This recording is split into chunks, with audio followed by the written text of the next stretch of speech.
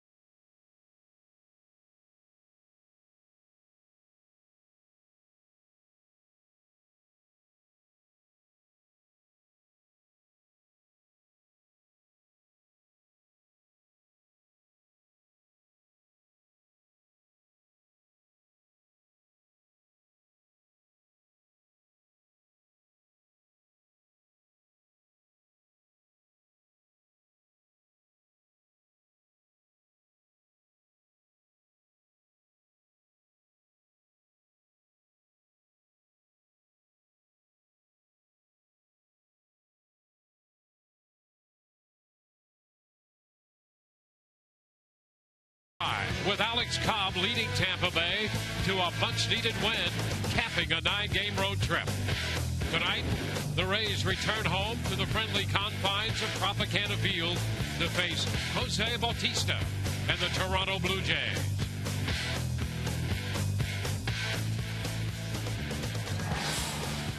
We welcome you inside Tropicana Field for Game 1 of this series. First game of a 10-game homestand. The Rays will take on the Toronto Blue Jays here tonight. The Rays dominated last year's season series, winning 14 of the 18 games played between these two clubs. Take a look at John Gibbons' starting lineup for the Blue Jays. Brett Laurie back in the lineup, leading it off, followed by Melky Cabrera. Jose Bautista hits third. Edwin Encarnacion at first, the cleanup hitter. Adam Lind, the DH. Colby Rasmus is in center field. Myceris Sturis is at second. Henry Blanco will do the catching. He'll hit eighth tonight. And Munenori Kawasaki is the shortstop, hitting out of the ninth spot.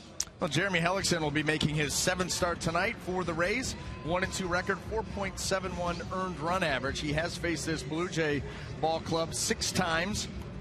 Very, very good 2.89 earned run average. And actually here at Tropicana Field in a couple of starts, 1.38. You're going to see a very motivated Jeremy Hellickson. He's been hard on himself over his last 2 starts. Said, I just need to make better pitches, and I think you're going to see that tonight. Now let's take a look at the defense as it lines up for Jeremy in the outfield. Left to right, Johnson, Jennings, and Fold. Across the infield, third to first, Evan Longoria, Sean Rodriguez, Ryan Roberts, and James Loney. Jose Molina will be behind the plate. Joe Madden's club not only winning last year's season series handily, but they've won 17 consecutive completed home series over the Blue Jays. 16 here at the Trop, and the one back in 2008. They won over them when they went over to Disney's Wide World of Sports and played a series there, and the Rays won that one. Jeremy Hellickson all set to go to work. And Laurie stepping in. And the first pitch of tonight's game is a strike ball. This pitch presented by Pinch a Penny. So we're underway.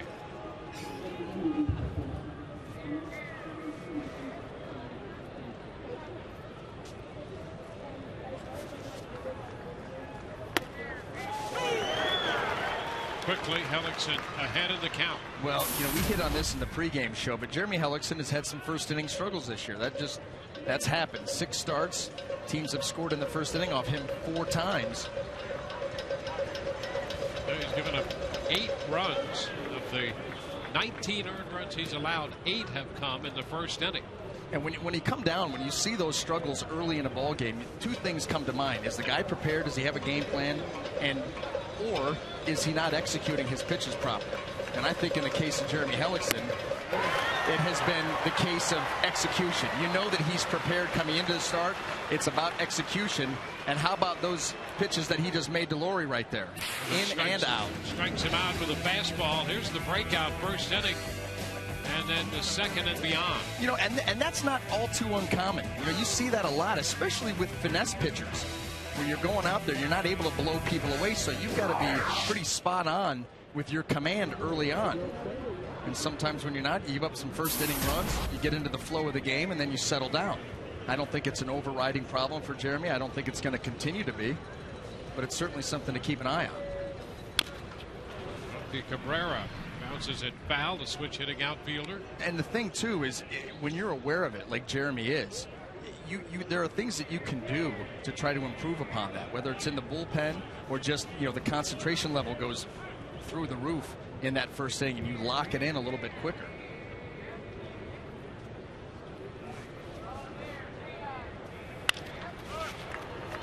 Roberts at second base up with this one. A strikeout and a ground out, 2 up and 2 down to start this game. But again, for me, it all comes down to execution, and what he's done to the first 2 Blue Jay hitters is use, you know, his good changeup and the good fastball to both sides of the plate in good spots. And you're going to have to continue it with a guy like this coming to the plate. Well, Jose Bautista hitting only .213, but always dangerous for the reasons we cited in the opening comments. This guy, unbelievable power.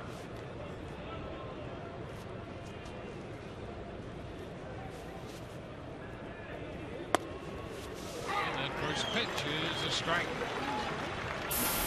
Well, and you understand Jeremy going in there on Jose to start him off. Look where he's at in the batter's box. That back foot, he is right on top of the plate. That's how he's able to get such great plate coverage. Ooh. And that breaking ball almost broke right over.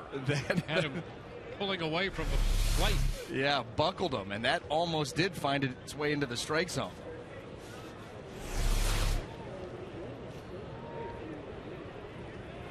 Well, he comes back with 1, breaks it off. 1 and 2, had him out in front. Well, that's what you got to do. The hitters like Jose Bautista, the good hitters, the power hitters, they love fastballs. You just got to keep them off balance, back and forth, move them off the plate, change speeds. And with that one, 2-2.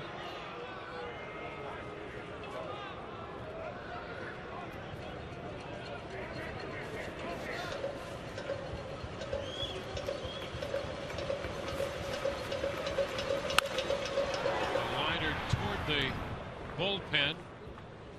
The count holds at 2-2 with the count changing. So did the Rays' defensive deployment. Roberts at second base when the count even. Moved to the shortstop side of the bag.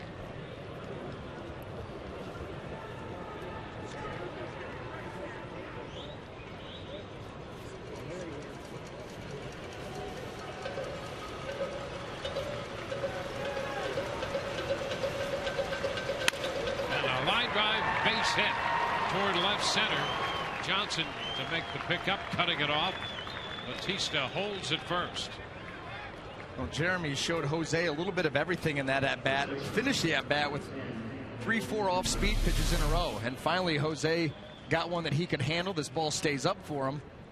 And really, at the end of the day, you're fortunate that's just a single, because that ball kind of rolled there into the zone up around the belt.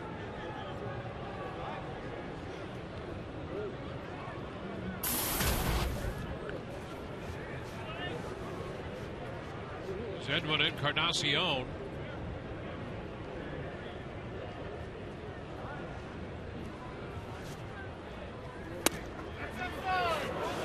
Pitch, a fastball just missed. Came right in there to Encarnacion and didn't miss by much. No, right down that inside corner. That was very close. That's on the inside.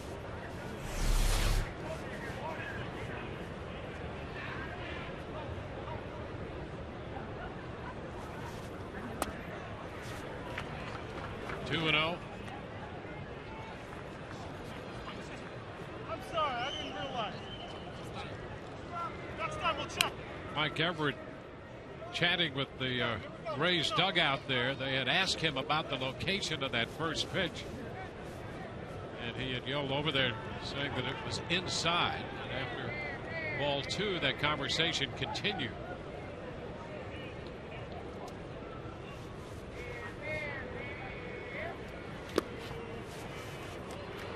Now he goes to 3-0. Curveball missed. No, he just doesn't want to give in. This is a guy, Edwin Encarnacion, who really broke out last year with the power numbers. 42 home runs. He's tied for the American League lead this year with 9. And he's 6 of 17 lifetime against Hellickson. And those are things that Hellickson, like most pitchers, remember. And you can see him be very careful to hitters who have had a measure of success off him. That's a strike. 3-1. There's that 3-0 pitch that the pitcher sometimes gets the benefit of the doubt on, it would seem. Sometimes? Well, for sure this time. Well, who knows? Now in a 3-1 count, maybe you get an anxious hitter, and you can take advantage of that if you're Jeremy and get out of this inning.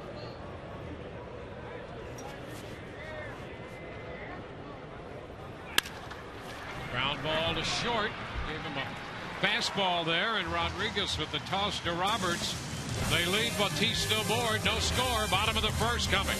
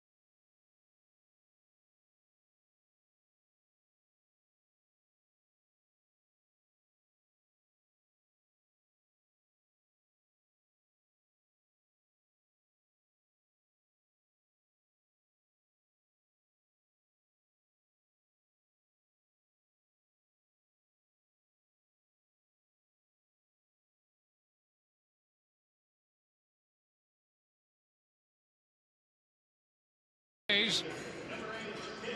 Take a look at the rest of the lineup.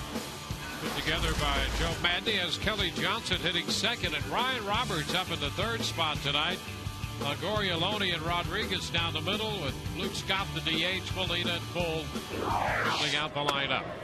Burley ready to go. He will waste little time out there, and he throws first pitch for a strike.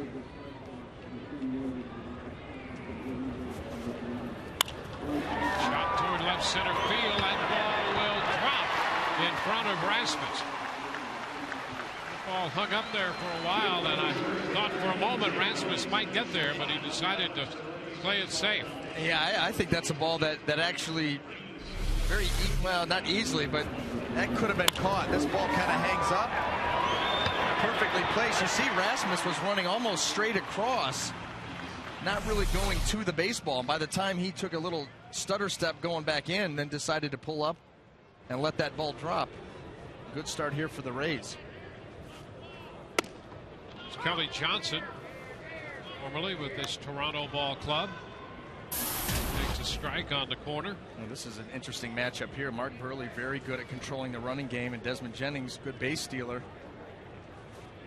And a move over there, and he picked him off. Well, that's his second pickoff of the year, and he's not the first guy Burley has picked off. In fact, for his career, Burley has picked off more base runners than have stolen bases against him, almost 2-1. Ground ball through the right side, and there's a base hit for Kelly Johnson. I mean, that's an incredible accomplishment over the period of a career. There've only been 54 stolen bases lifetime given up while Burley's on the mound, and this is his 91st straight pickoff. Well, he looks exactly the same when he comes to the plate. And you see Desmond, look at Desmond, doesn't even have a lead. He doesn't even have a lead. That's the respect that move brings, and he still gets picked off.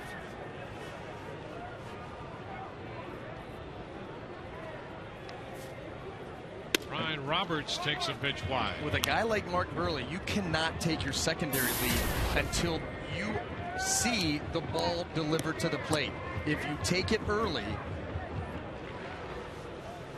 you're going to be in big trouble. We just saw an example of that with Desmond. A 1-1 count.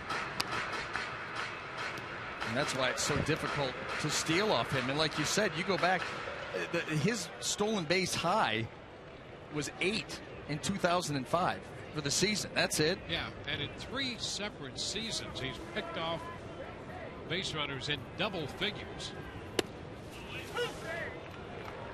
Picked off 10 base runners in 04 and 06 and 11 in 2010. Oh, it's such a weapon. Such a weapon. And especially now that teams are starting to incorporate the stolen base more and more. It's a part of the game that he controls before it starts. Roberts checked in the nick of time, says Marty Foster. That's what makes it so valuable, is the fact that Desmond wasn't even going there. I mean, that's just a pick off of a guy who has no intention of stealing on that pitch, and you're still able to get him. What a weapon.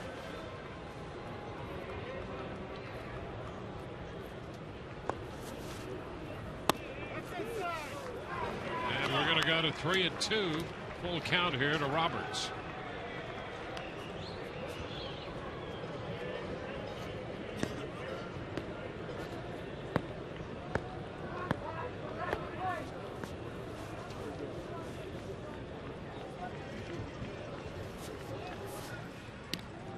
Courtesy toss over there.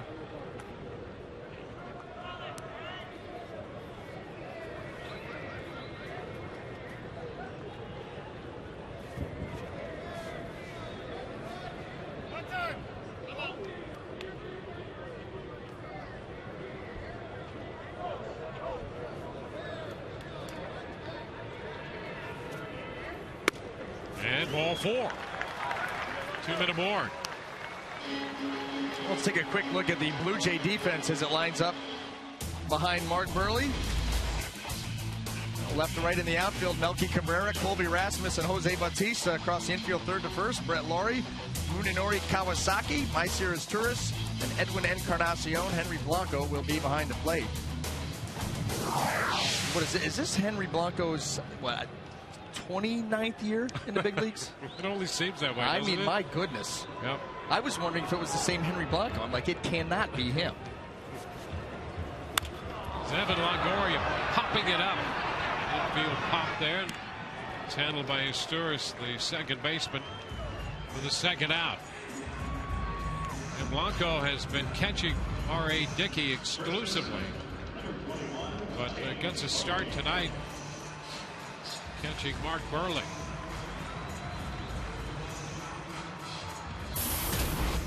The Blue Jays are starting to like the way he receives the ball. I think that he might get a strike or two extra. Well, he's certainly had enough practice. He has been around for a while. Here's James Loney, and boy, how hot has Loney been. And there's a strike, and he thought that pitch was down. You know, the Rays and Mike Everett had a little conversation going in the top half of this inning. That carried over into the break between innings. And Loney didn't like that call. And now he's down on the count, 0-2. And the way that Mike Everett is calling these strikes, how aggressive. Watch this, how he calls it. Right now, boom. What's that saying is you better keep your mouth shut, or that this thing will get bigger and bigger and bigger. Well, this is the crew the Rays had in Texas. Same crew, and they had a couple disagreements over there. Yeah, so you just play it straight up and don't give them a lot of grief. They already have to an extent. It's Marty Foster down at first base.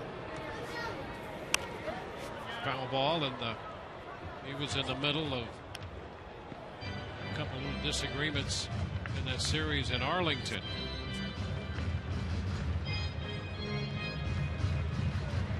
Scott Berry at second. Tim Wilkie's umpiring over at third, with Mike Everett behind the plate.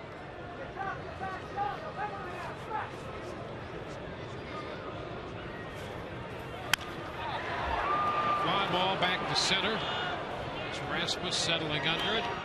The Rays got a couple of base runners. Leave them. We're through an inning, and we have no score.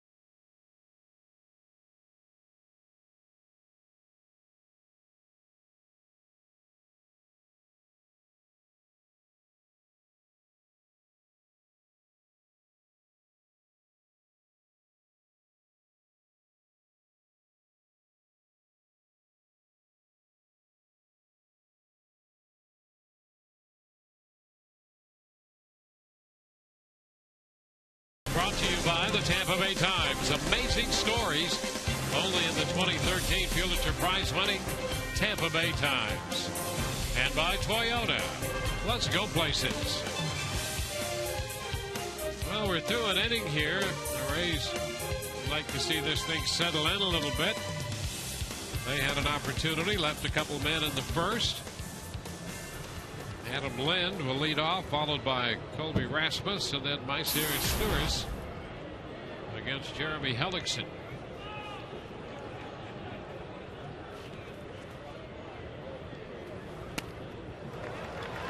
He's out front, breaking ball. He missed it. Strike one. One thing about those conversations with umpires, there's a real art to getting your point across and then going forward. You don't want those things to linger. 2, just saying human nature being what it is. That's right. These guys are professionals. They do a great job, and there's a lot of credibility in that.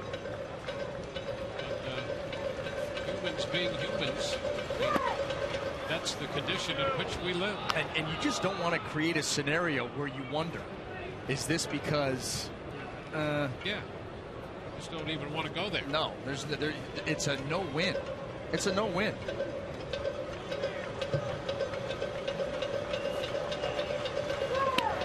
You can express your displeasure. Yep. You can certainly talk to an umpire, at least some of them. Some have a quick trigger and they don't want to talk to you at all.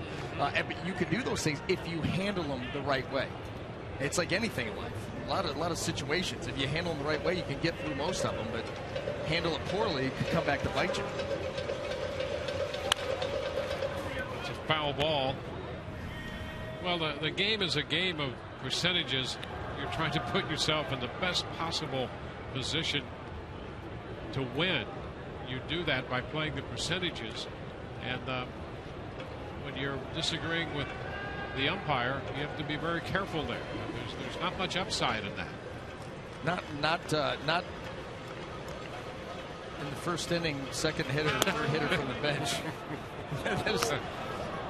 Once a pattern has been created, okay, that early, the odds are not good. You know, there are times when you have to state your case. Yeah. Do that, fine. Yeah. But to carry it forward, not a lot of percentage leading to success there. Lynn fouls away that 3-2 pitch.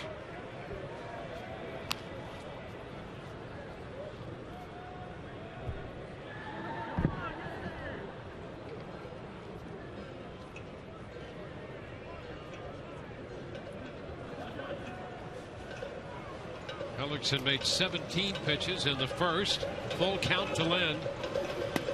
And he got it. Strike 3 called.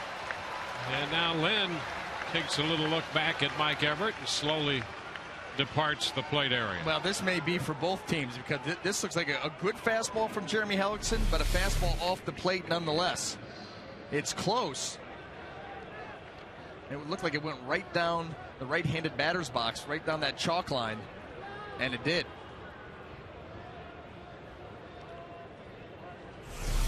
That's a tough pitch to cover. There's Colby Rasmus. And there's a strike. Started wide. It broke over. Well, the little disagreement the Rays had with this crew in Texas had Marty Foster behind the plate and Mike Everett down at third.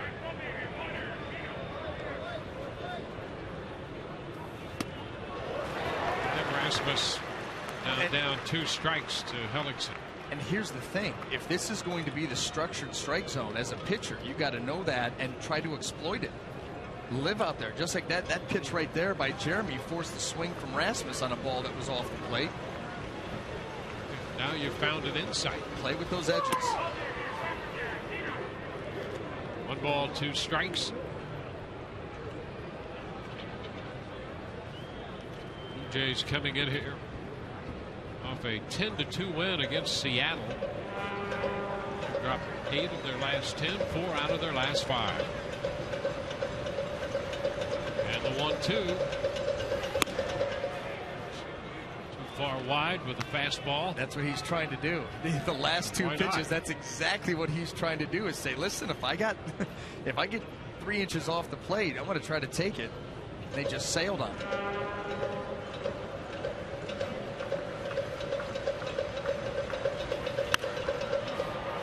Rasmus fouls this one back into the stands down the third base side.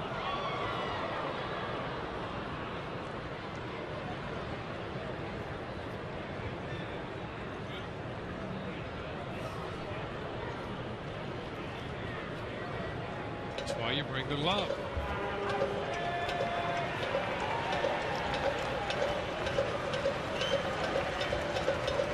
One out, nobody on.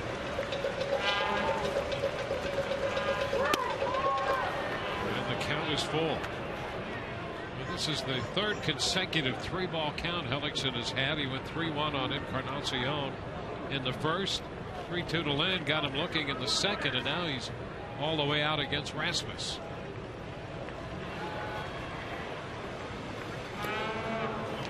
And that pitch is down. And just for the sake of history, let's go back to Arlington, Texas, when the Rays had something going in that ninth inning, and Zobrist thought he'd drawn the walk there.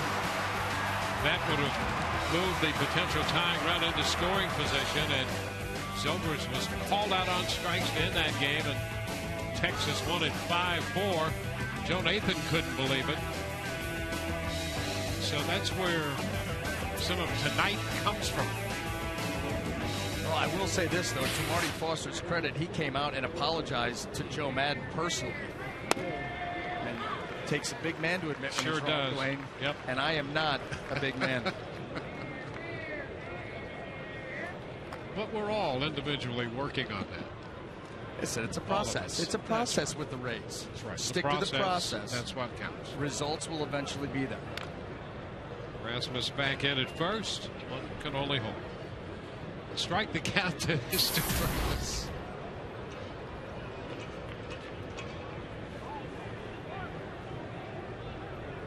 But that applies to all of us. We're willing to step forward, and that takes a lot. Impressed. Fly ball to right. Sandfold in his tracks. It's got it. So 2 gone.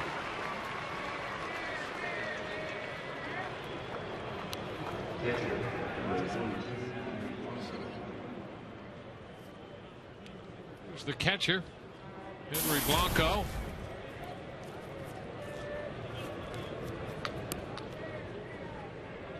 Blanco will be 42 years old at the end of August.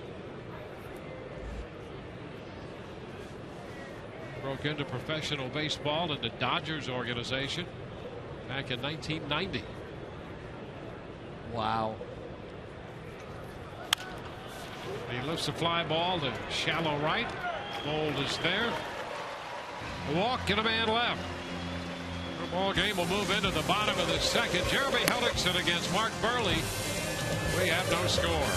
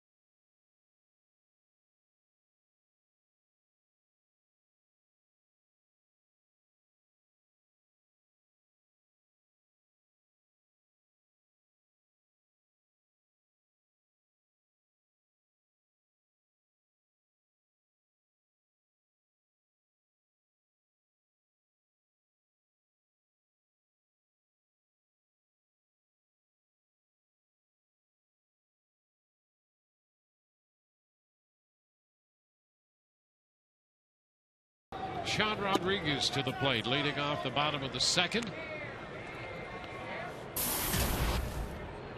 Left-hander Mark Burley on the hill. 1-1.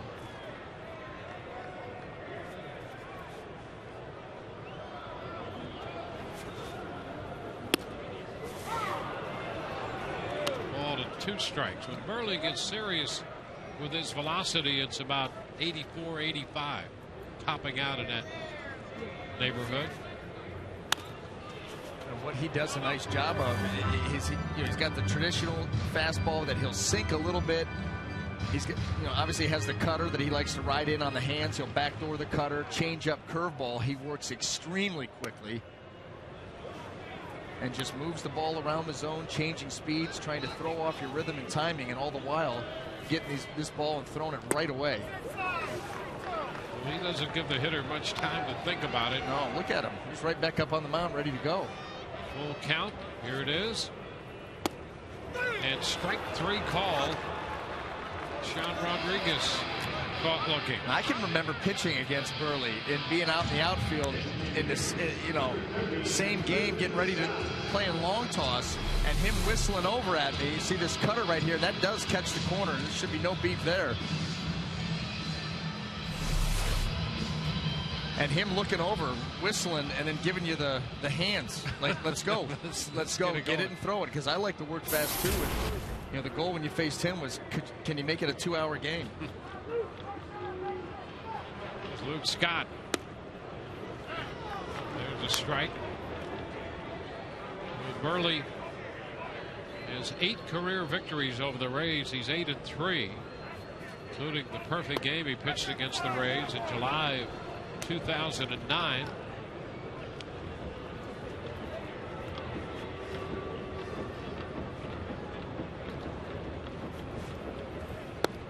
And a strike over the inside part of the plate. Scott not happy. No, I think that's become the theme of the night. That was not that bad of a pitch, but we're seeing it from both sides. Not happy at all.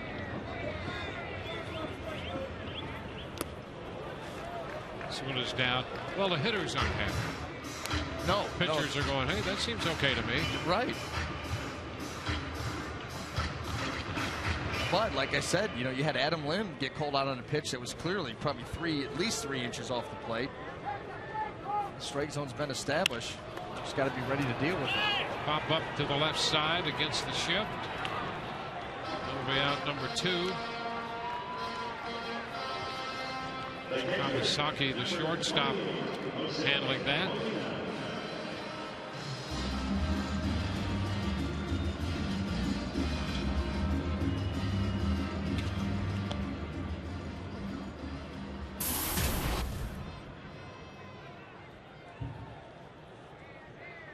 Here's Jose Molina. Molina shortened on the bat, took the pitch for a ball. Molina is a guy in the Rays lineup who's had a good measure of success against Burley. He's 10 out of 27 overall in his career against him. That includes some postseason play.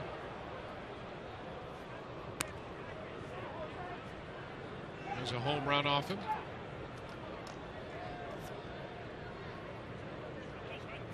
1-1 to count. Jose taking his time getting back in the box, trying to slow Burley and his rhythm down a little bit. Chops it to short. Kamasaki's throw. 1, 2, 3. Well, game moves into the third. No score.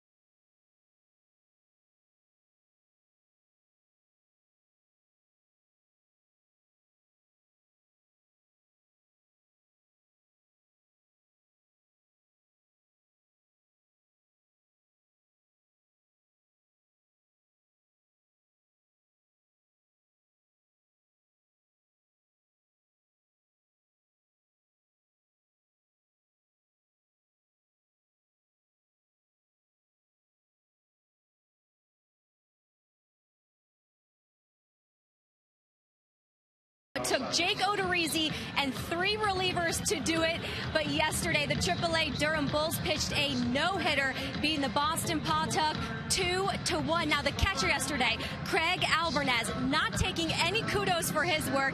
He sent out this tweet: "I appreciate all the love on the no-no, but all the credit goes to Jake, Kirby Yates, Frankie, and JB. Hashtag all I do is make suggestions."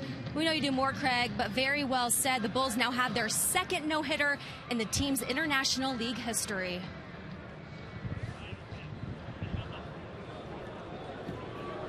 Well, that's good news from AAA. Odorizzi coming over in that deal with Kansas City. Kawasaki leading off. Shorten's on the bat. The pitch is a strike. In our stop in Kansas City, had a chance to talk with some of the folks who had seen him pitch in their system. And of course, Myers, the key figure in that deal, but there are a lot of people over there who had good things to say about Joe Odorizzi. 2 quick strikes here to Kawasaki. It's Hellickson out in front.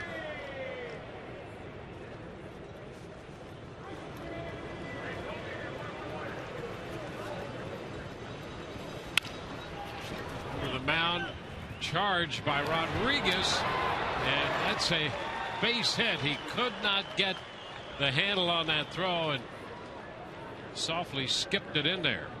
Kawasaki was just swinging for his life right there. Put the ball in play. He didn't hit it that hard. It was going to be a tough play for Sean Rodriguez with Kawasaki. Watch how quick he gets out of the box, too. Good hustle. Field, and then just could not get enough on that throw. Oh, right there, that ball never really got secured. Ended up throwing a palm ball over there, and he knew it right when he released it. So an infield base hit by Kawasaki to lead off the inning. He's back in. He has picked up 4 steals and 5 attempts this year. Brett Laurie, the top of the order in the box now.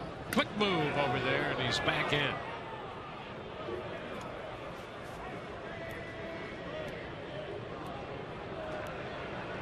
Kawasaki, the shortstop, now that Jose Reyes sustained that left ankle injury.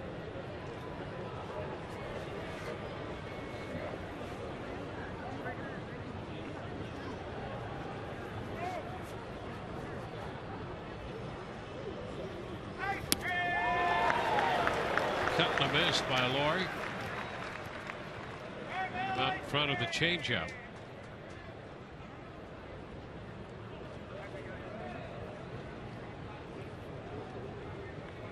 Laurie 0 for 10 lifetime against Hellickson, including the strikeout tonight. Ooh, that one close. Kawasaki back. And that tag. Close. Look at that. Right on his side. Yeah, very close. I mean, there's been a couple. In fact, he may have gotten them. That sure looked like he got him from that angle. Kawasaki, he's getting a huge lead. And Jeremy Hellickson, another. We got 2 pitchers tonight that are very good at controlling the running game.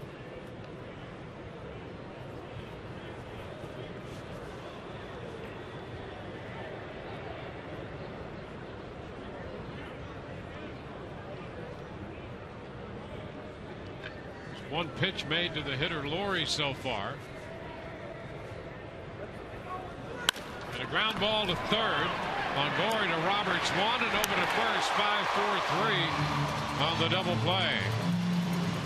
Kawasaki bluffed to start off first, and running in place before the ball was hit on the ground to third. Trying to get off the line of scrimmage, whatever that was. Oh my goodness. Even on that play, I mean, Munenori Kawasaki has some spastic in him.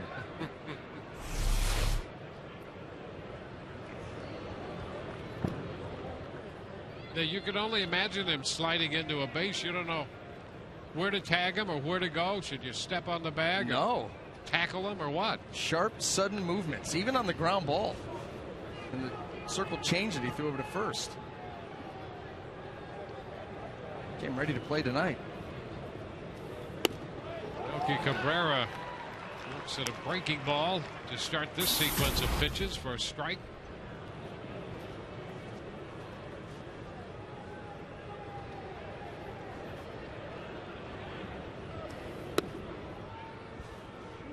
One and one.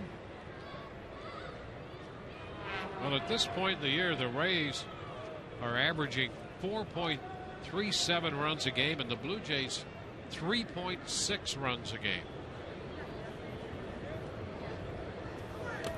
When you look what this team did in the offseason, and they were almost universally crowned the winners of the East. A lot of people saying they're going to go to the World Series. And boy, they have gotten off to a very flat start all around. Pitching, the hitting, the defense has not been good.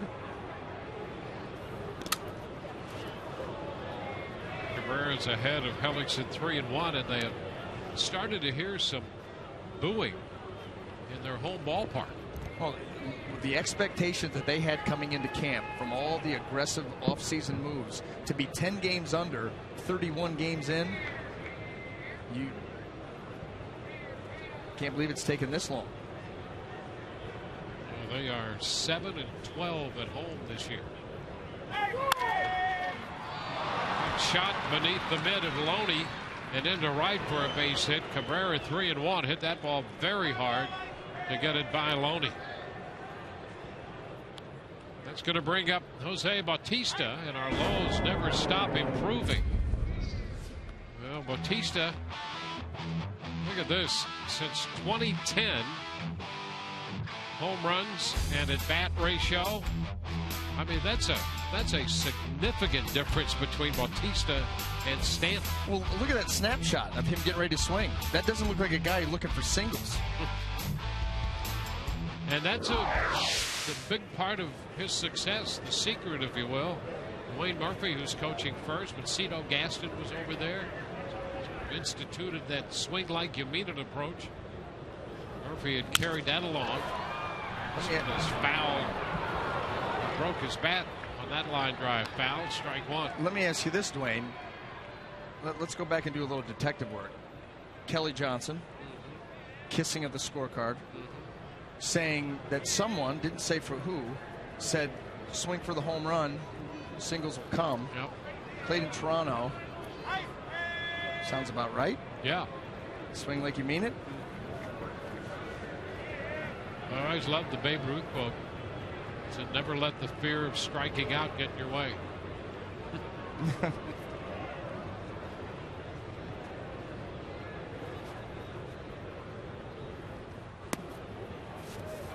One and one. Well, Bautista has such a quick bat, and he's right up on top of the plate. He gets great plate coverage. The majority of his home runs are going to be hit from left center to left.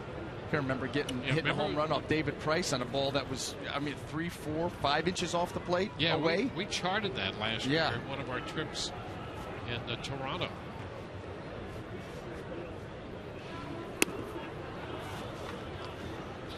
Two and one. You know, it would seem to me, and you've been your living figuring out hitters. There are a lot of hitters, but maybe this makes so much more sense than trying to be the perfect classic hitter. You just go up there and swing like you mean it. Well, and especially if you're going to be in the middle of someone's lineup and be counted on a run producer, and more are doing that. Look at Adam Dunn. Year in and year out, he's going to be right at the top of the heap in strikeouts, but he may hit you 35, 40 bombs, and teams are willing to take that. The threat of the damage and the damage itself, you strike out, but go up there and give me 3 rips, because I know what you're going to do over the course of a season. How many runs you'll drive in, how many home runs you'll hit.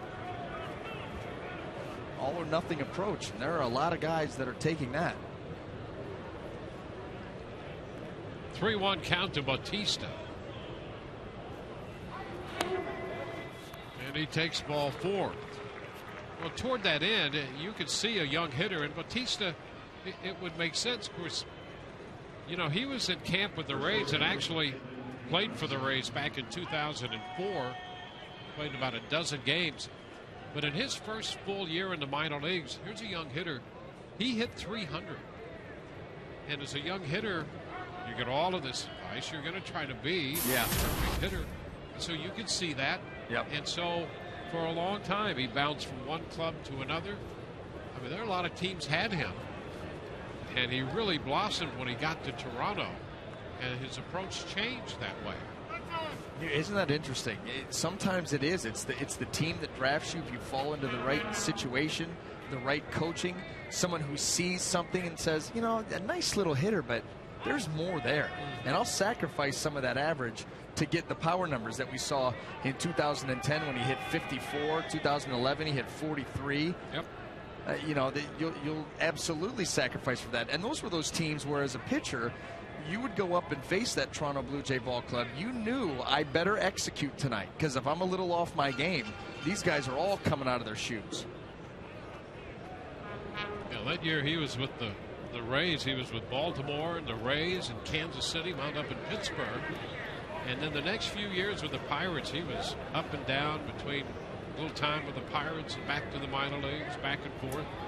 And not until he got to Toronto and his approach changed and his fortune changed. 1-0 the count to Encarnacion. 2 outs now with 2 men on base.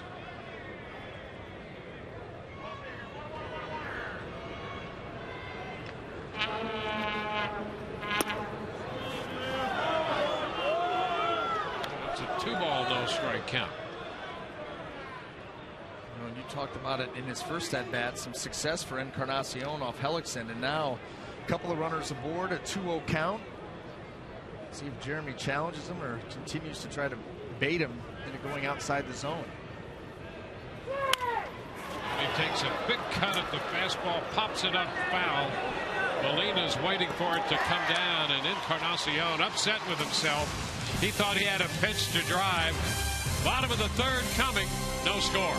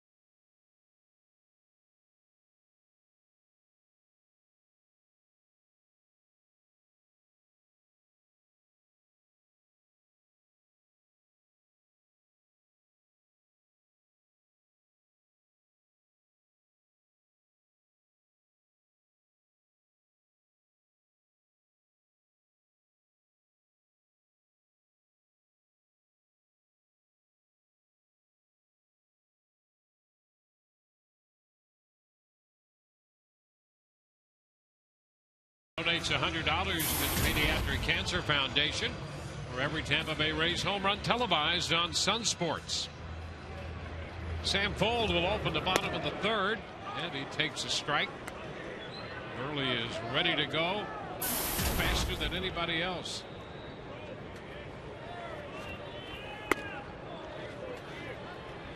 A 1-1 count.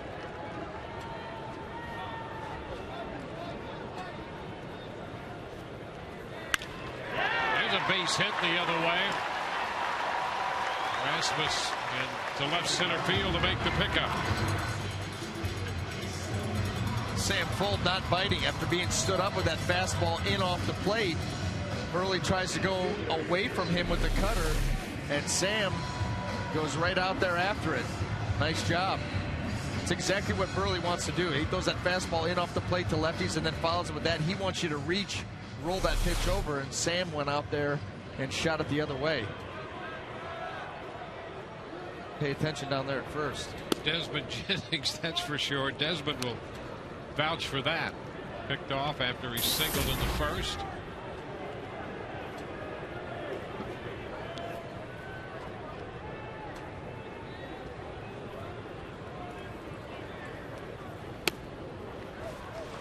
Good look at the pitch as it dropped too low. 2-0.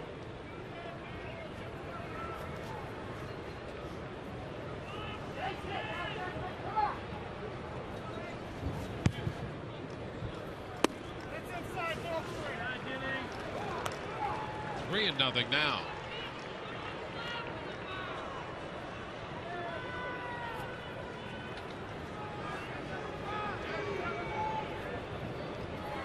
And ball four is going to put the first two men on. The Rays with two base runners, both with good speed, on a base hit and a walk. And let's take a look at Wendy's now. That's better, and it certainly is for the Rays against lefty pitching this year. They're 7-2, hitting .275.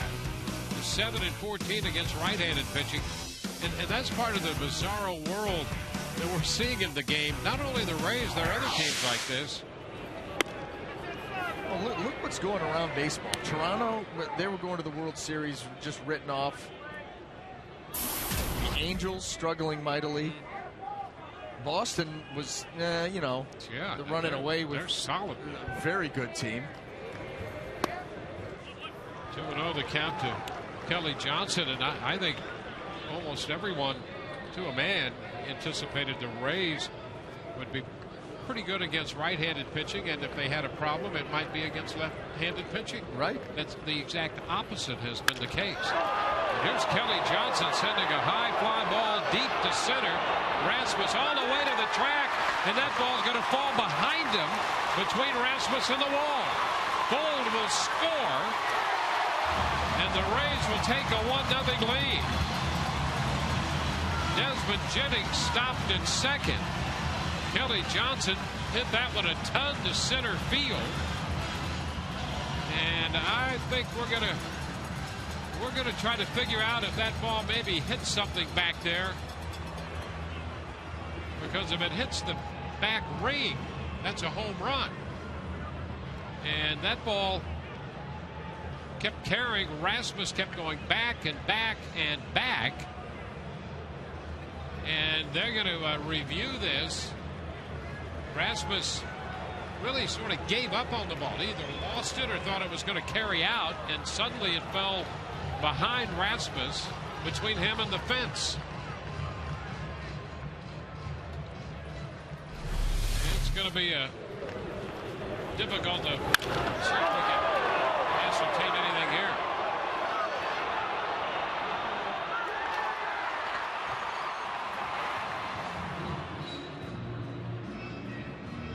And you just don't know. You don't know if it hit something. You don't know if he just lost it. We've seen plenty of outfielders lose balls in this roof.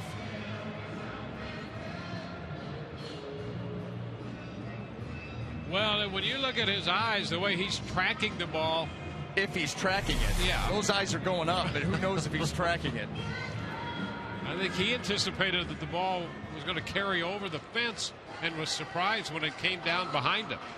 But that's not definitive. It's not going to be enough just on that replay. So it'll be interesting to see what happens. Kelly Johnson at first. And Jennings stopped at second.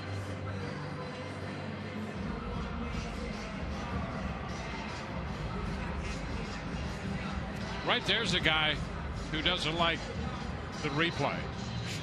He wants to pitch. Yeah. Give me the ball, let me pitch. So they're going to wait this out, and good luck sorting it out. Well, the only other downside is that the Rays, after all that, just runners at first and second on a ball that one hopped the center field wall. Understand there's obviously some extraneous circumstances.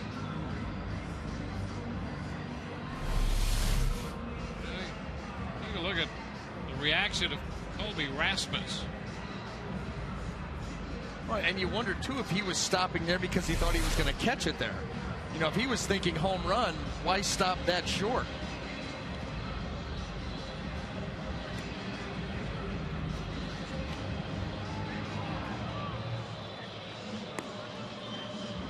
Well, they're going to stay with the status quo, which means the Rays will have a run. That might be the highest and the longest single Kelly Johnson has ever had. Jennings stopped at second. Bowles scores. The Rays get the first run of the game. After all of that, it's just a base hit to run batted in. And here's Ryan Roberts taking a pitch inside. The first three men have reached base now. Cole crossing the plate.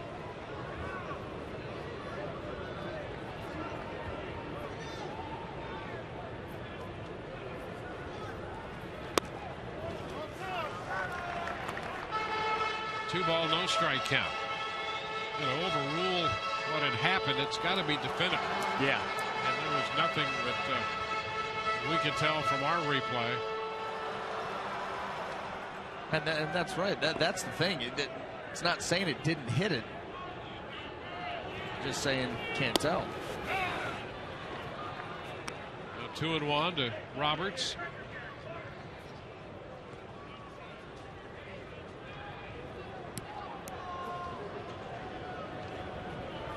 Roberts came into the game hitting .355 against lefties. Both his home runs off left-handers, and so Joe Madden has him third in the lineup. Check swing, and that's going to roll and apparently stay fair. And the bases are going to be loaded. Now Burley down off the hill, and his only hope was that it would roll foul, and Roberts has an infield hit. That might be Ryan Roberts' shortest swinging base hit he's ever had. Yeah. One extreme to the other between Johnson and Roberts. Now Mark Burley, in his mind, there was no play to be made, so this is the only thing that you can do. And that ball was not going to roll foul. Bases loaded for Evan Longoria. Upstairs.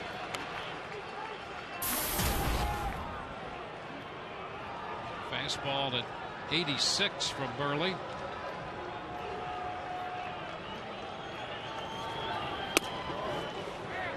One and one. Evan 0 for 1 tonight, popped out his first time.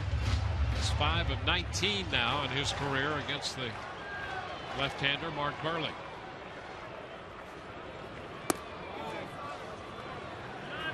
Two balls and a strike. The Rays with a chance for a big inning. A run home, bases loaded, and nobody out.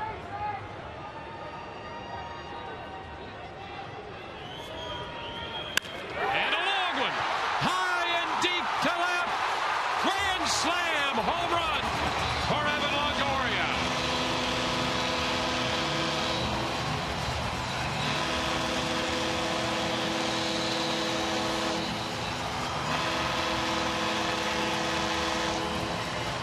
Longoria hits his 7th home run of the year, and the Rays lead 5-0.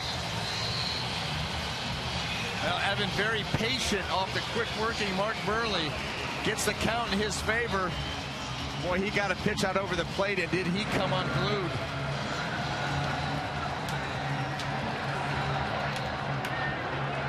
Third career slam for Longoria. James Loney takes a strike. So the first grand slam for the Rays this year. It's the 10th home run given up by Mark Burley on the season. And now there's one up the right side, back into the corner off the bat of Loney. He's on his way to second. James N standing up for the double. I'll tell you what, that ball was in. That ball was in, and James Loney, a great job of pulling his hands through. Here's that Evan Longoria, the count in his favor. Watch this hang.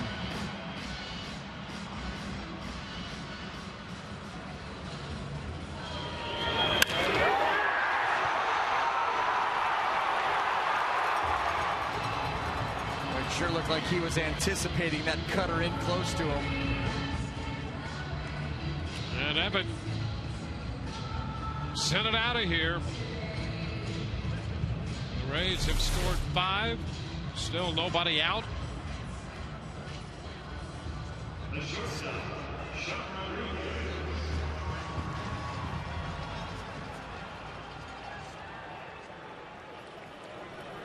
Sean Rodriguez.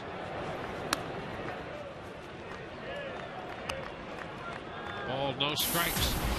You know, Longoria, when he hits the ball, he gets such great carry.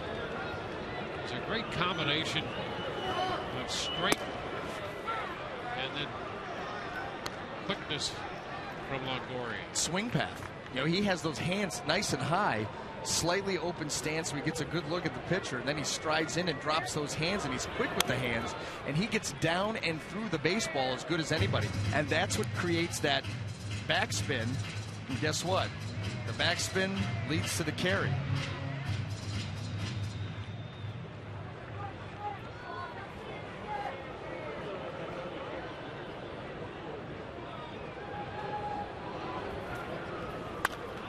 Rodriguez fouling it out of play. Well, all of his grand slams have come here at the Trop. We mentioned that's his 3rd career grand slam. The last one was in May of 2009 against Boston. Rodriguez is out on strikes. So that's the first out of the inning.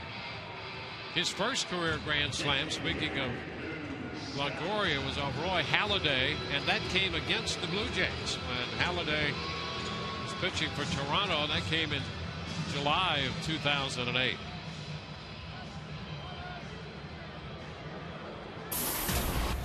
Luke Scott up there now.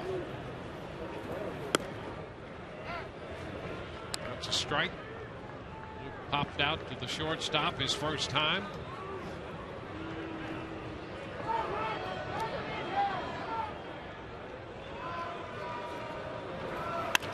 Now Scott puts a charge into one. That's got carry, and it's gone. 2-run home run for Luke Scott, and the Rays put up a big inning here in the 3rd. That makes it 7-0.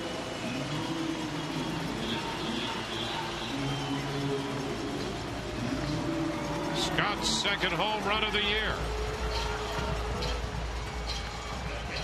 Now this was a breaking ball that just didn't get to its spot.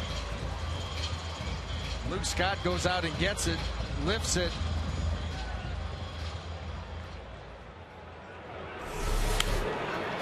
Molina rolls it to the shortstop.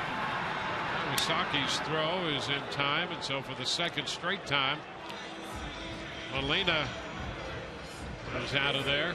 Well, Burley now has given up 11 home runs for the year, and you can see the ratio of home runs per 9 innings. It's 3rd in the majors, and that's something that you don't necessarily want to lead the league in, as he does now in the American League.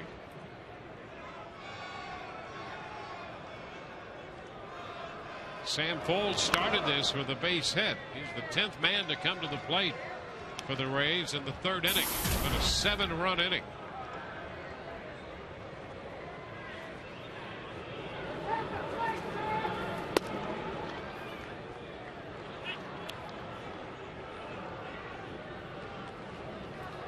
So suddenly a very big lead for Hellickson.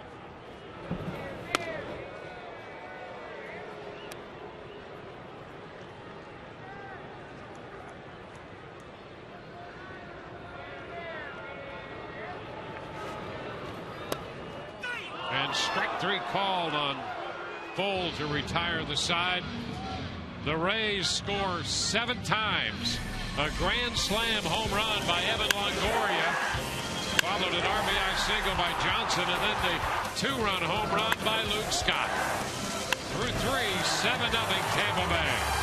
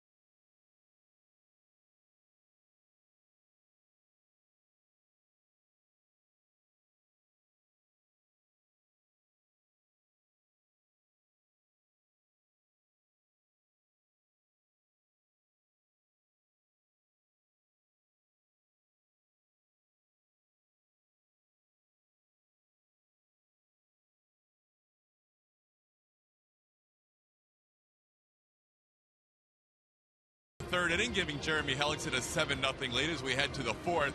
Now, one thing you can always count on with Hellickson is his consistency start to start, but Jeremy said that's been missing a little bit this year. I haven't been as consistent as I want. I think there's a 3-game stretch there where I've felt as good as I ever have, and then these last 2 games have been awful, pretty terrible. So. I just got to go out and make better pitches, and that's basically it. When you take a look at Hellickson, guys, in 3 earned runs or less in his last 2 years, 26 out of 29, 27 out of 31. This year, that's down to just 50% of his starts, and that's what he's talking about, trying to keep that consistency going, which was phenomenal his first 2 seasons. Back to you. All right. Thank you, Todd. Well, those are all telling points right there, particularly Hellickson coming into this game 1-2 with a 471, and he was pretty frank about all that. He has Lynn out in front. Interestingly enough, though, even this game, through the first 3 innings, when it comes to first pitch strikes, he was good. 11 out of 13 hitters, but still had made over 50 pitches in that stretch. Ahead of Lynn. Right side, fair. Gold keeps it out of the corner, and he's going to hold in to a base hit. Nice job by Sam Fold getting over there toward the right field corner. Yeah, good hustle. That had double written all over it off the bat. Sam Fold cuts it off and then makes a nice throw, nice strong throw into second base.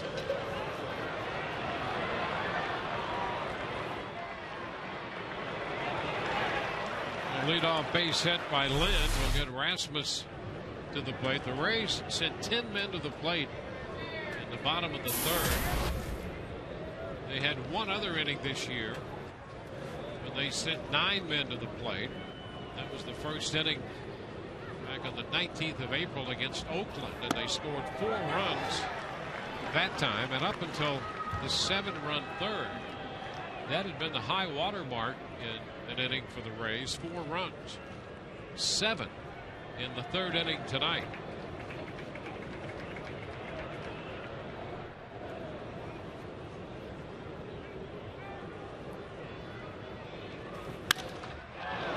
Rasmus sends one deep to center. It sends Jennings to the wall, and it is gone. Jennings trying to time up his leap out there, and Rasmus hits it out of here to dead center to make it 7-2.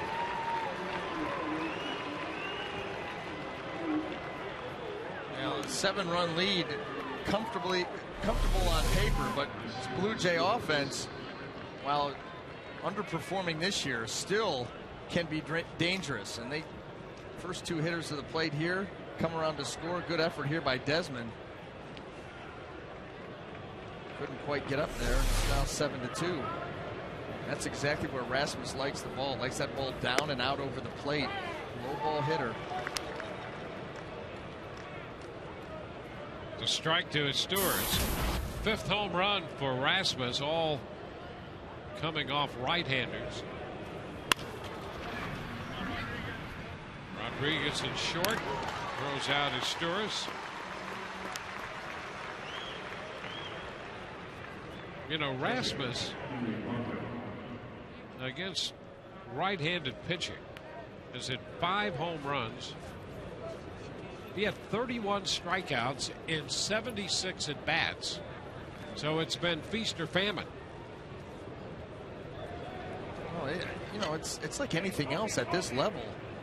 You start to figure out the pitch that a guy can handle, an area that he can handle. And most big league pitchers are good enough to stay out of that area, bring the ball up a little bit, in at the hands. But definitely the pitch that he hit out to center field, that's just about where he wants it all the time. He wants to get extension on that ball down. Got that long uppercut type swing. 1-1 to count to Henry Blanco, the catcher. Boy, good right on right changeup.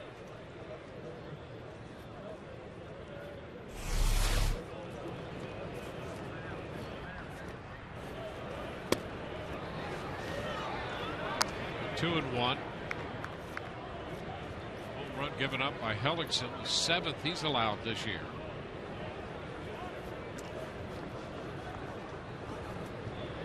The 7 have been struck by left-handed hitters.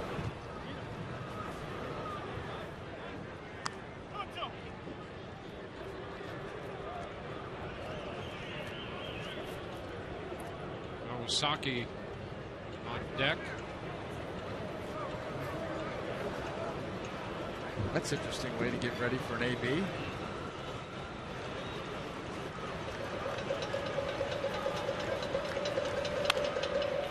Foul ball into the stands.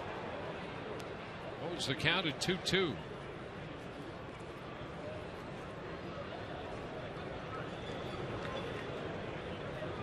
Ball game in the 4th. Hellickson, after his 4th career win against the Blue Jays, 3-2. His first 6 starts against him with a 289. Longo moves the fly ball shallow center field. So Blanco is out number 2. Kick off those Sunday shoes and catch Kenny Loggins take the stage after the Rays game during 80s night coming up Saturday, May 11th. The Rays take on the Padres, and then Kenny Loggins performs hits including Footloose, Danger Zone, and I'm All Right. For tickets, visit RaysBaseball.com. 2 outs with 2 runs in. The base is empty. Here's Kawasaki. That's a strike. Kawasaki taking a fastball.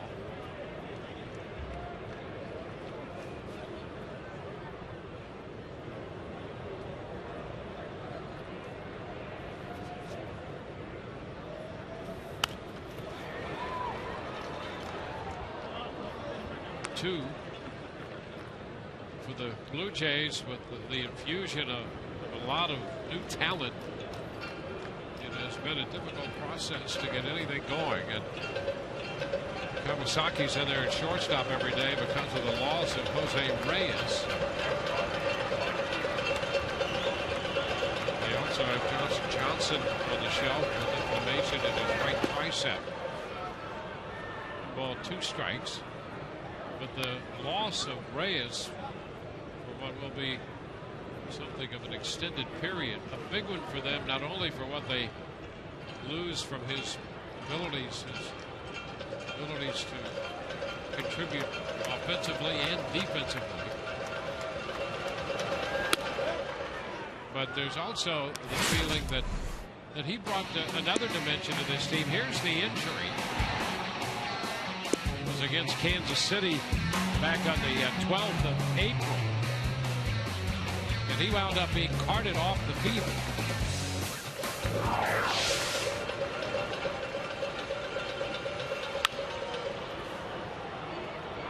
Well, there was also a feeling that he carried with him some of the confidence that this team was going to be a special team. A very dynamic player, not only on the field, but the intangibles, the way that he sparks a team, switch hitter, can run, the defense. Yeah, to lose him so quickly. Count is full now. Yeah, they have 10 games into their season. That was it.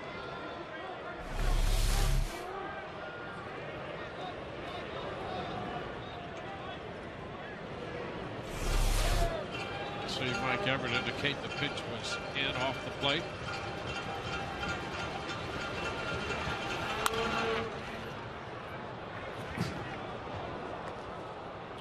Kawasaki with limited power, and the Rays play him that way. Johnson very shallow and left toward the line, and Jennings shallow in center. Contrast that to where we saw the outfielders playing for the Rockies in Colorado. Heels on the warning track.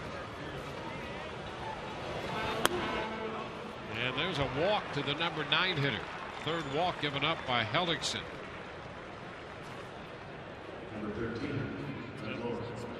Pitch count is up in the mid-70s now.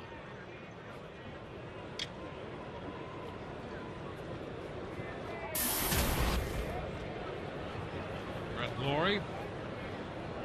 He has struck out and grounded into a double play.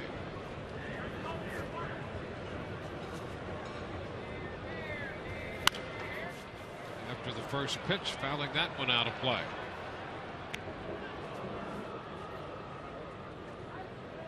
Lawrie had a little streak going in the first few days of May. Together a 9 for 27 run spread over 7 games. Since then, he's gone 0 for 11.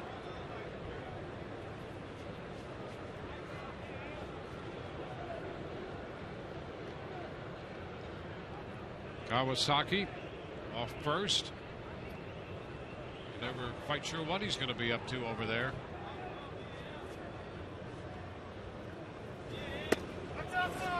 And it's wide. The pitch. 1-1. Well, this is how this pitch count starts to rise as quickly as it does. Not so much to Brett Lawrie, but you got a guy over there, Kawasaki, who's not gonna burn you. He may get a base hit, and that's probably what it's going to be, is a single. A lot of pitches to him. Ended up losing him. This one skipping by Molina in the dirt, and that advances Kawasaki up to second.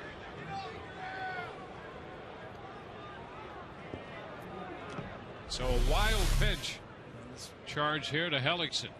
Tough play there by Molina. That curveball really yanked into the other batter's box.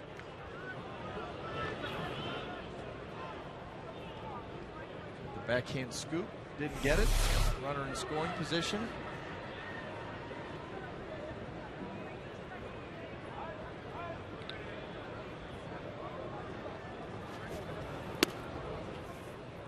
And that pitch is a little wide, a fastball. So Hellickson here coming into this inning with a 7-run lead, and frankly has struggled here in the 4th, surrendering a 2-run home run, and now his location, his command has been an issue.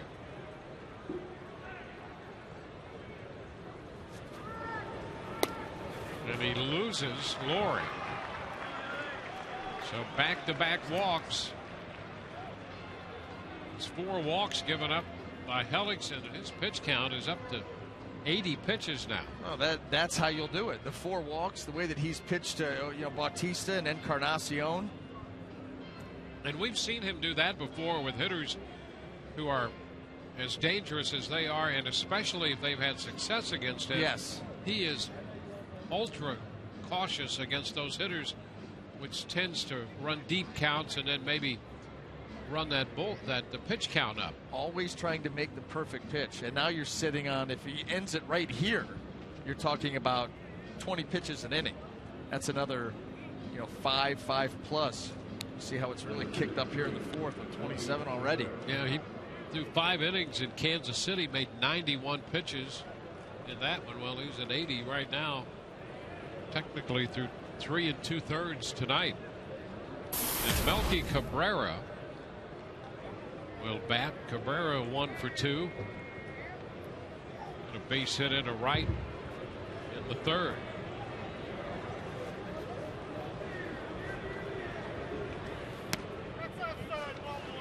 The pitch is outside, so he's having some issues here finding the zone.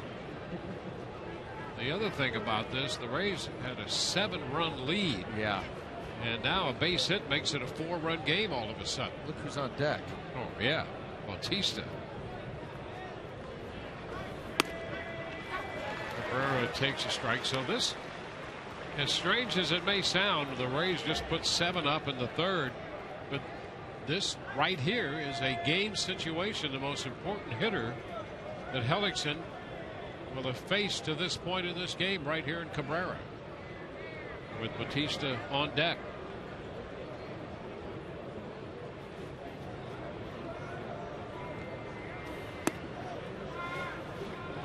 Now it's 2-1.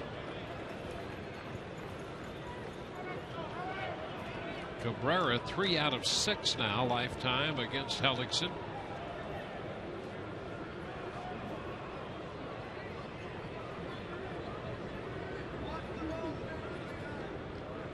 This 2-1 count. This is where the changeup comes in handy, especially a hitter like Cabrera, who's so ultra aggressive.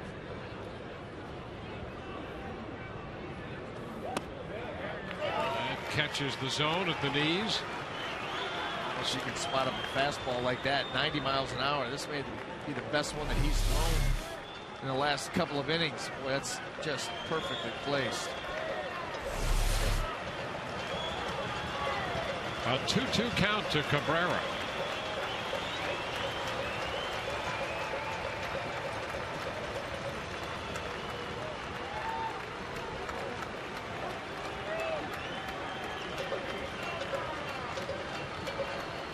This feels a lot more like a 1 or 2 run game. Yeah. You realize how big these pitches are. 2-2. The count is full.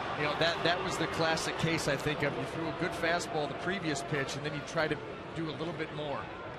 Give it a little bit more sink, a little bit more run. Jeremy kind of ran away from that fastball and got the late tail, but clearly way off the plate.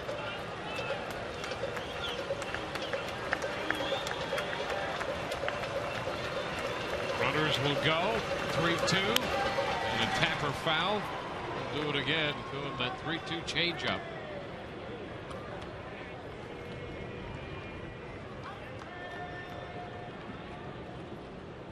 Hellickson with a couple strikeouts tonight. He's walked 4.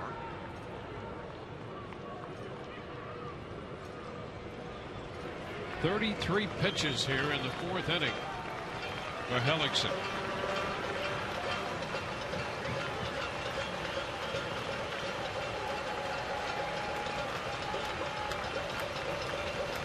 And again, the 3-2.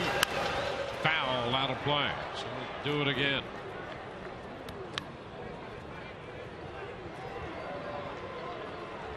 Burley in the bottom of the 3rd inning faced 10 hitters and made 33 pitches. Hellickson goes out here in the 4th and has made 34.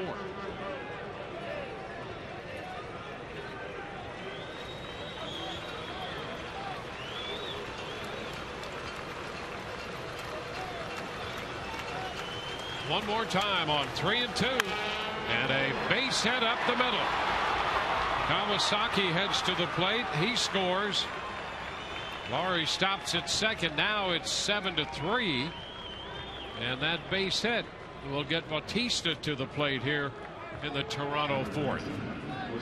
Well, again, as we've seen, Rays get out to big leads and the other team starts to chip away, and immediately has answered the Rays 7 with 3 of their own. The very dangerous Bautista at the plate with 2 runners aboard. Bautista has singled and walked. Jim Hickey making a call.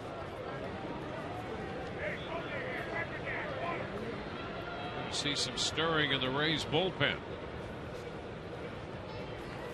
And Bautista looks at a strike. Bautista came into this game 4 out of 11 with a home run off Hellickson, so he's now 5 of 12 against him for his career.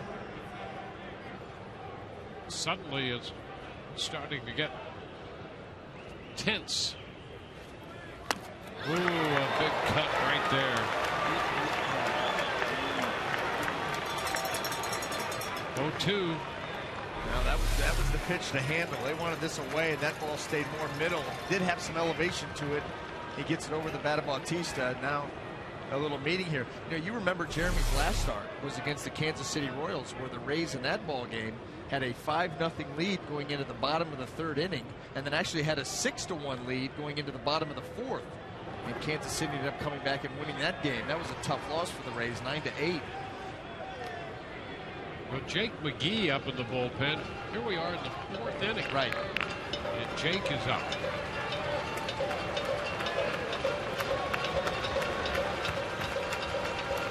The 0-2. Upstairs.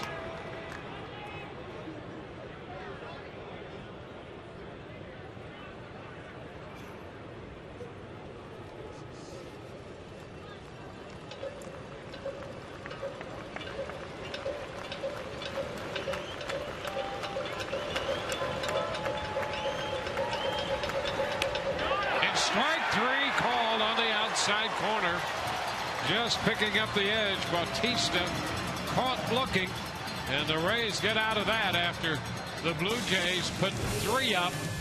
Big pitch of the game right there.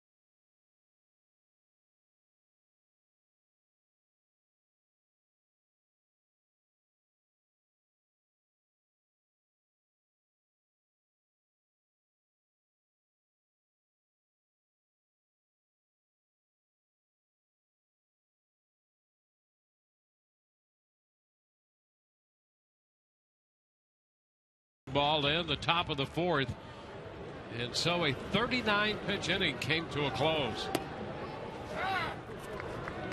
Desmond Jennings, and he takes a strike after that 7-run 3rd. You really wouldn't think you'd entertain the idea that the Rays might need to score some more runs, but that's exactly how you feel coming into the bottom of the 4th. Well, especially because you have to assume that the Rays are going to be going to their bullpen sooner rather than later. And all of a sudden they may have to eat up 4 innings.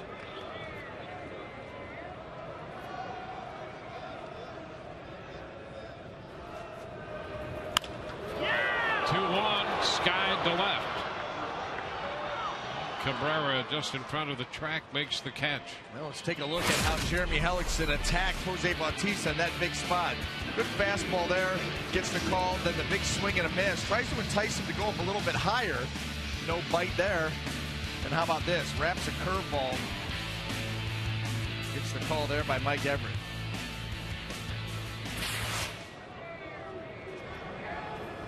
Kelly Johnson checks in time on a pitch in. Kelly 2 for 2 with an RBI single. A towering fly ball to center in the third. So Mark Burley still out there. He's up to 70 pitches. And it's 2-1.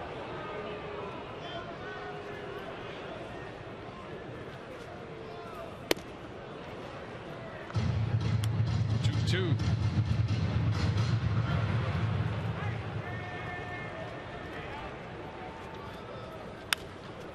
A little soft liner out to the shortstop. Kawasaki takes care of that. 2 up, 2 down. Tweet up at the Trump, and the Rays take on the Blue Jays tomorrow. Participate in exclusive contests for prizes such as autographed baseballs, free Rays tickets, and even a chance to throw out the first pitch. Get this special ticket and receive a Tweet Up t-shirt. Visit RaysBaseball.com/special events. Ryan Roberts with the bases empty and 2 outs. Roberts has walked and singled. Count is 1-1.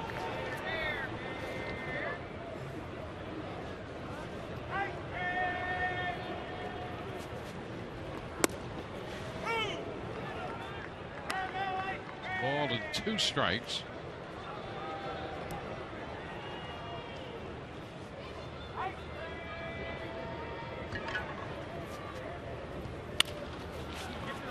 Tap to third. Laurie makes the play, and the Rays are up and down 1-2-3 on the heels of the 7-run third. We're through 4, 7-3 Tampa Bay.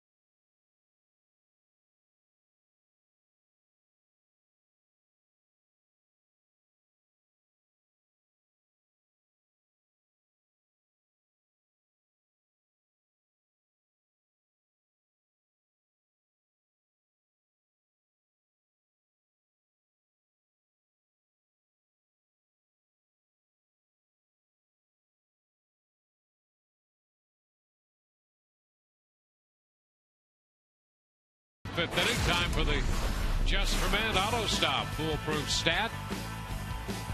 Well, we'll see where the Blue Jays rank in runs a game. 13th in the league, really. They've allowed the second most home runs, but the offense really surprises you. It is. And then look at the ERA. 13th out of 15 teams. The fielding percentage, they've made the 3rd most errors in the American League, so not a very good start for the Blue Jays.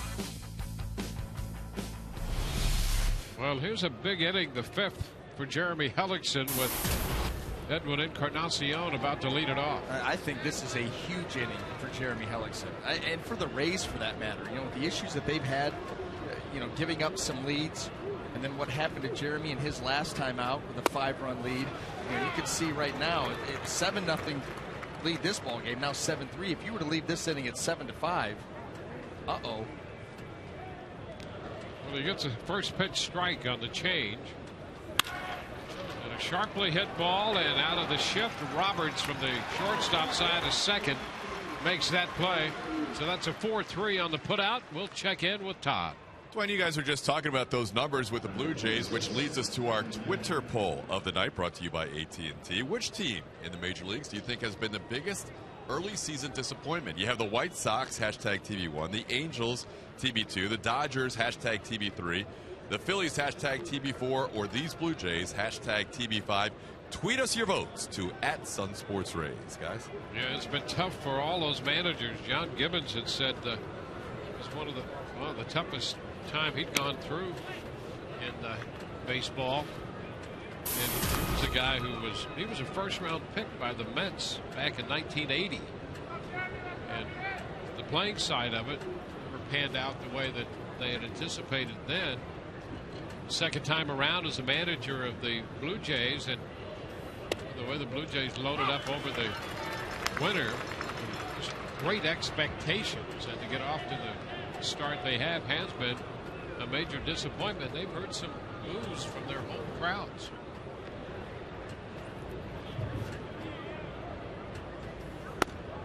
We talked about how things are just upside down in a lot of different individual players, teams.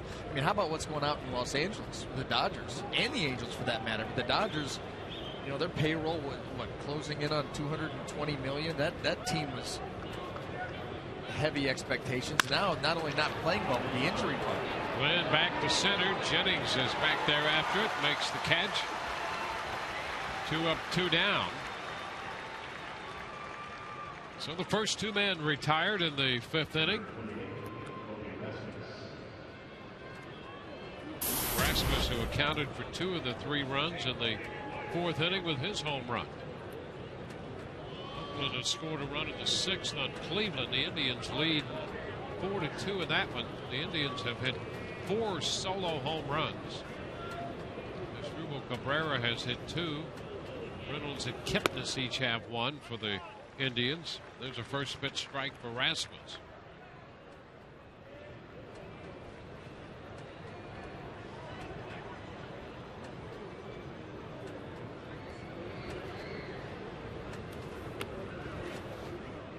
Twins lead the Red Sox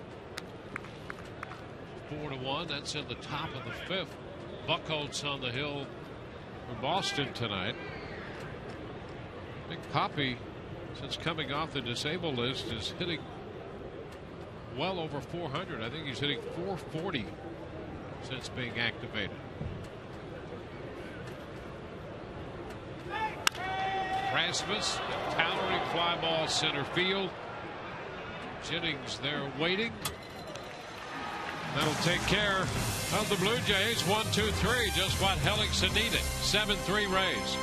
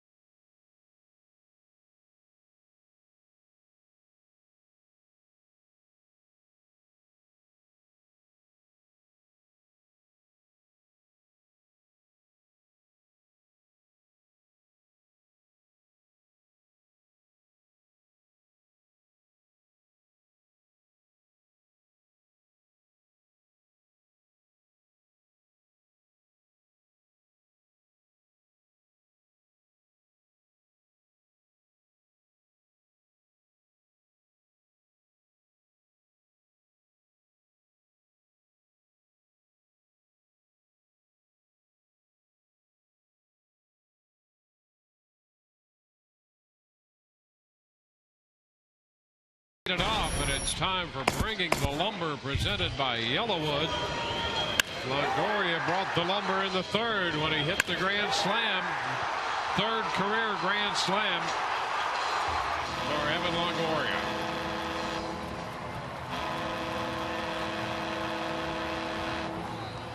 The key blow in a 7-run inning. He opens the bottom of the fifth.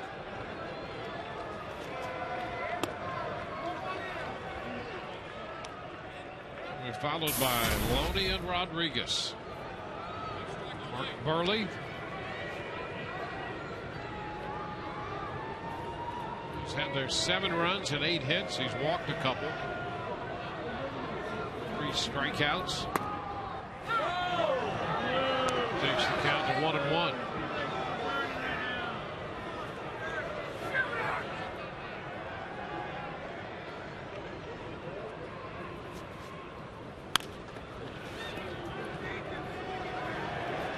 Ball 2 strikes. Open in the cleanup spot.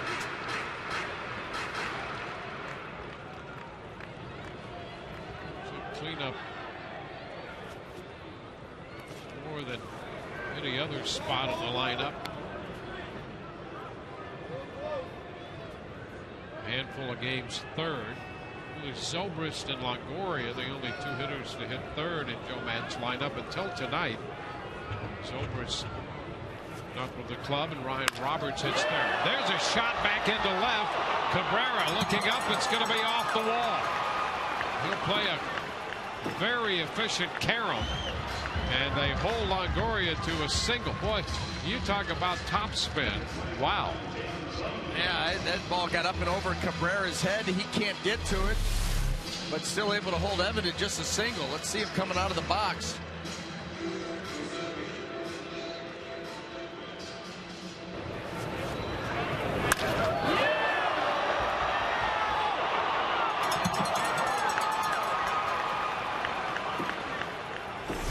Got over Cabrera's head, but was off the bottom part of the wall. Yeah.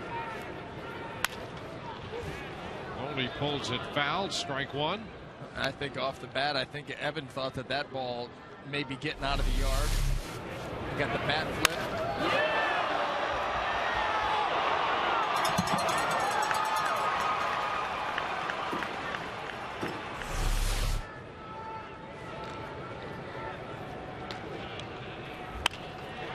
Fly ball, right field. Bautista comes in. Loney's 1 out of 3 with a double and a run scored tonight. The first out in the 5th. The Rays will get Sean Rodriguez up there. Sean 0 for 2 tonight, making another start at shortstop.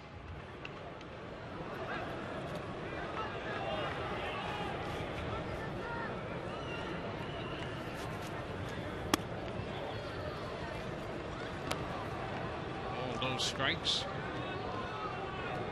Escobar with a sore hand. A big hit.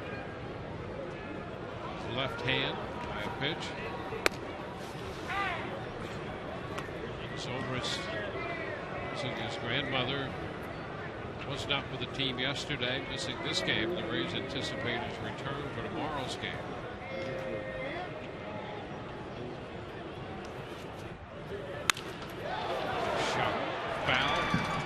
The bullpen. 1 on, 1 out.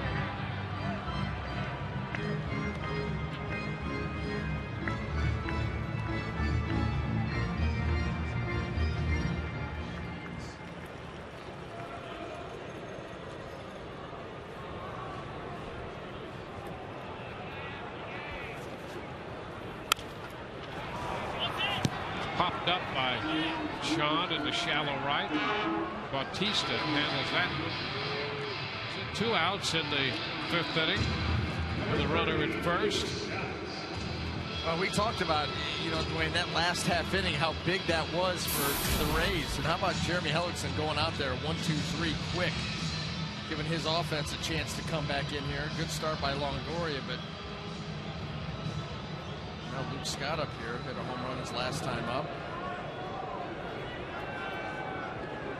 I thought that was huge. Huge.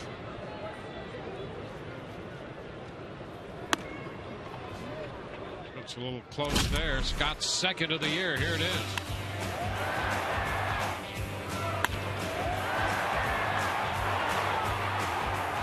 Scott hit a home run on that road trip when he joined the team in Kansas City and hit it deep down the right field line. It wasn't a ball that just made it out down the line in Kansas City. Well over 400 feet. So tonight, home run number 2.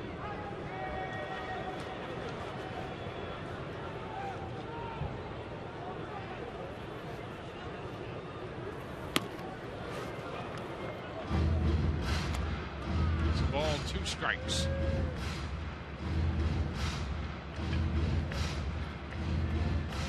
Mark Burley just continues to hang around and pitch. These are the toughest games to pitch in. You give up a 7 spot in the 3rd inning. Your line is ruined. And now it's all about pride and trying to keep a potent offense potentially in the game. The ground ball against the shift, and that takes care of Scott. So we head into inning 6 with the score 7-3 Tampa Bay.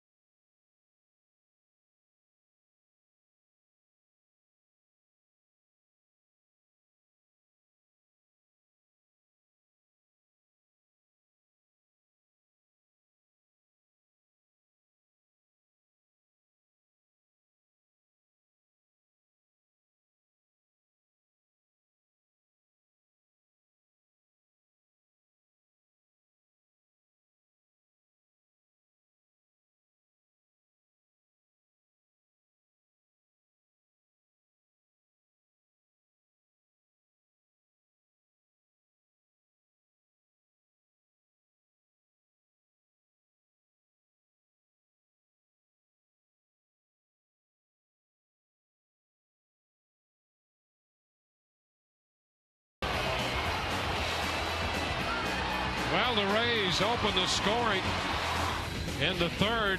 A big 7-run 3rd. Sam Foltz scored on that long single by Kelly Johnson. It was the grand slam by Evan Longoria, the big blow.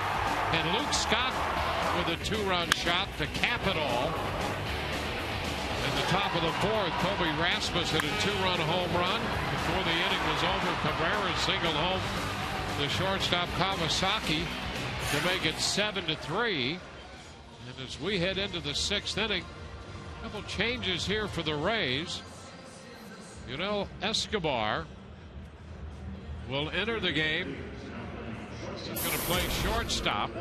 And Jake McGee will take over on the mound. Jeremy Hellickson gone after 5 innings and 101 pitches for Hellickson. So McGee will come in here and try to pick up a little of the slack, making his 14th appearance. Bullpen now under the task of having to eat up 4 innings. And the first pitch, a strike to Mycere Stewart. Hellickson allowing 3 runs, 6 hits. He struck out 3 and walked 4 in the 5 innings. Before giving way to Jake McGee.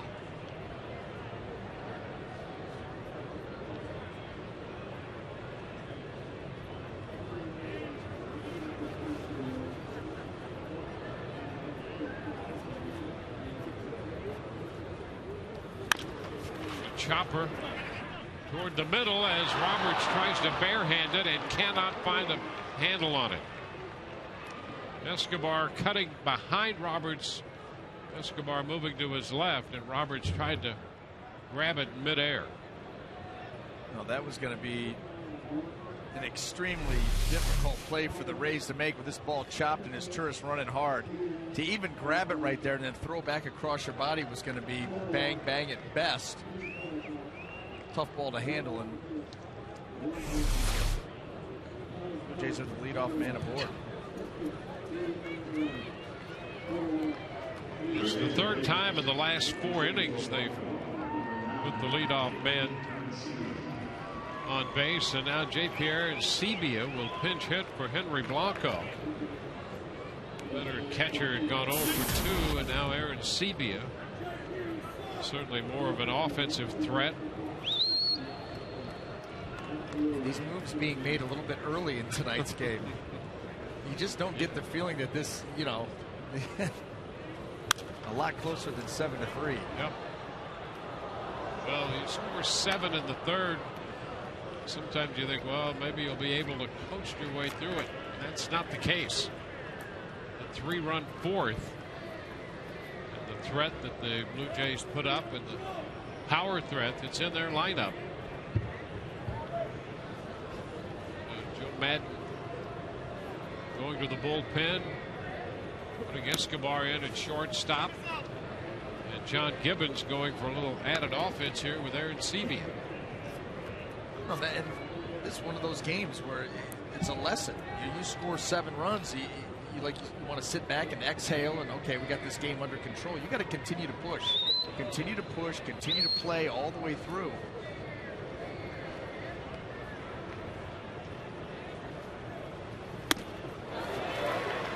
Sebia missed the high-octane fastball, and it's 1-2. You're going to continue to see that from Jake McGee. This at 97 miles an hour. You know, there was some talk about, well, maybe you should start, you know, working on another pitch or throwing it more, finding something else. And Joe Madden unequivocally said, I want him to stick with what he's doing, and that is that big-time fastball we saw right there. Now, that's not to say that you can't continue to develop a second pitch. That's only going to help you. But for Jake McGee, I mean, this is a guy that's 90+% fastball. You know what you're going to get when you come to the plate.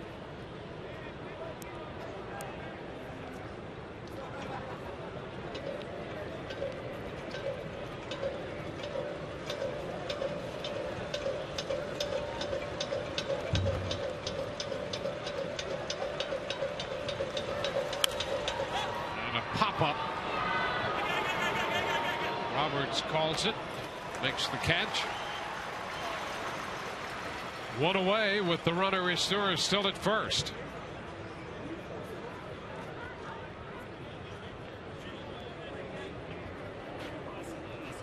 We're going to get another pinch hitter off the Toronto bench. Kawasaki, who'd been on twice against Hellickson, will be lifted. Mark DeRosa will be the hitter. So back-to-back pinch hitters in the 6th. John Gibbons trying to get a run or two back here, making moves early.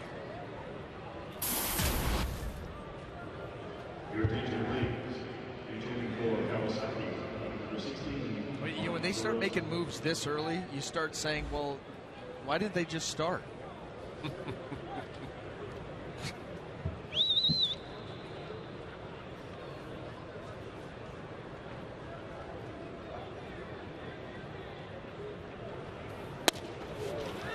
DeRosa takes a strike.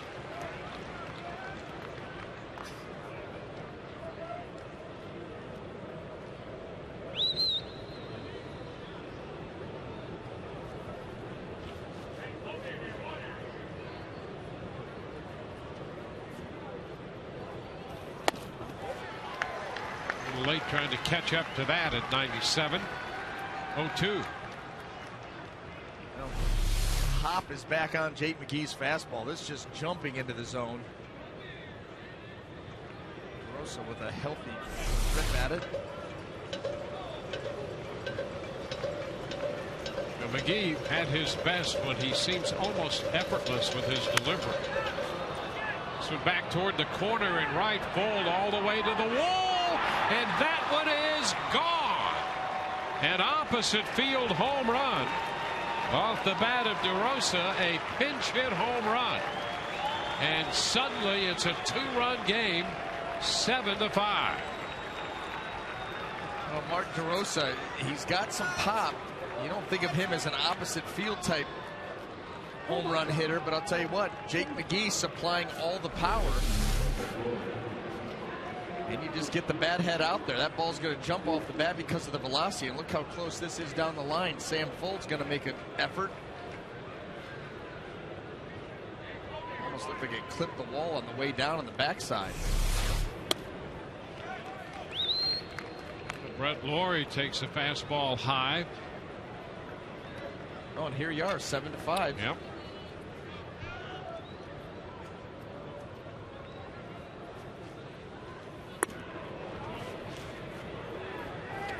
The count is 2-0, so DeRosa in his first official at bat ever against McGee hits a home run, a 2-run pinch hit home run.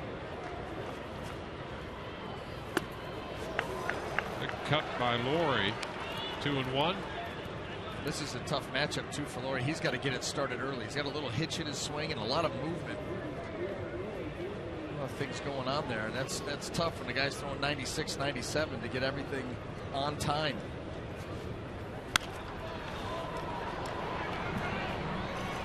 Well, the way this game stacks up now, that 39 pitch fourth inning from Hellickson really was a key inning, and yeah, how this game's going to eventually turn out. There's a lot of baseball left, and it depends on what the Rays lineup can do the rest of the way. But right now, that inning looms very large. Laurie strikes out. 2 gone. You know, I thought he did a nice job, obviously, of settling it down in the 5th. Had a quick 1-2-3 inning. Kind of take, the deep breath and try to add on from there, but nothing happens offensively, and then all of a sudden, the Blue Jays with 2 more here. Just not going to quit. Well, you think of Bautista and Encarnacion as the big boppers, but it's been Rasmus and DeRosa with big home runs. Ground ball short by Cabrera. Escobar throws him out. 2-run score on the pinch hit home run by Mark DeRosa, his 3rd of the year. 7-5 Rays.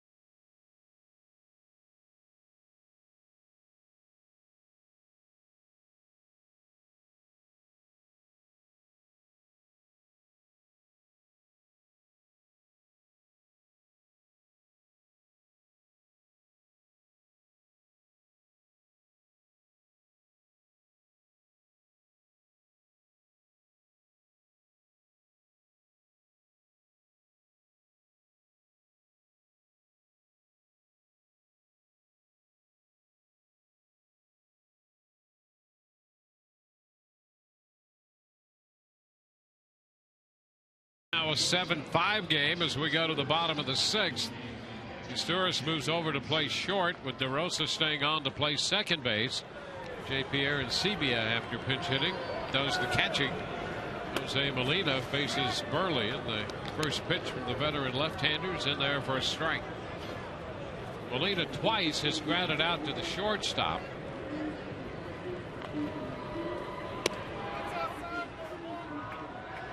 It's 1-1. An answer here would be nice.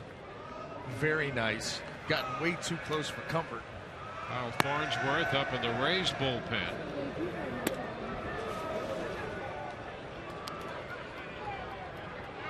Two and one.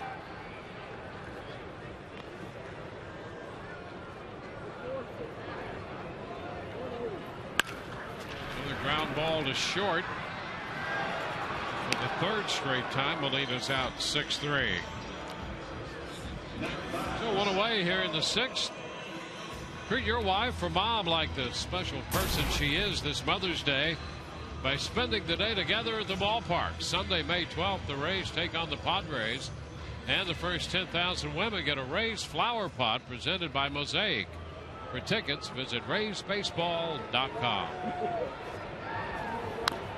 Sam Fold fouls it. That's a strike.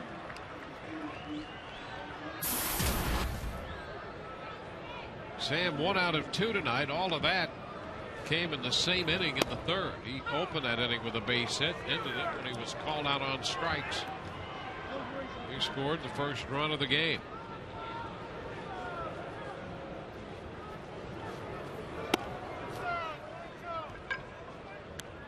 One out here in the sixth.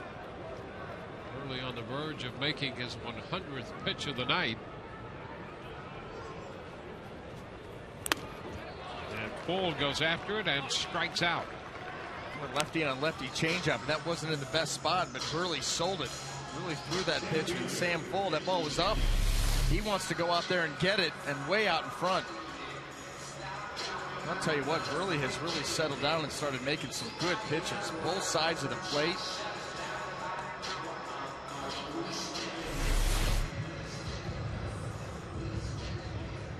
Yeah, he's retired 10 of the last 11 men he's faced since he gave up the 2-run home run to Luke Scott. And right now, that's the difference in the game. Ball one to Desmond Jennings.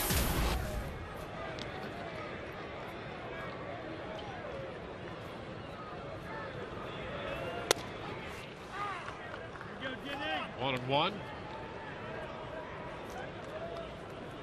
Jennings with a run scored. He is singled, was picked off, then walked and scored in the third.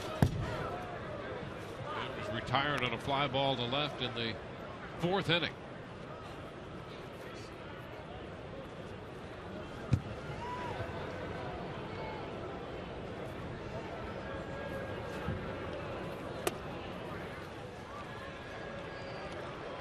Desmond up in the count. Job as he tracked that last pitch in there down. That will run the count all the way out.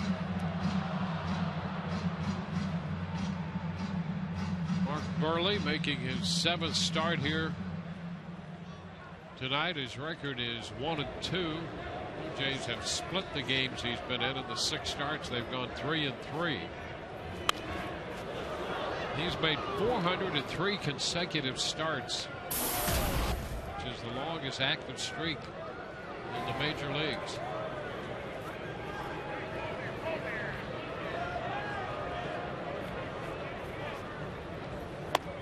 And strike 3 called. The Rays are up and down 1-2-3. We're headed into the 7th, 7-5 Tampa Bay.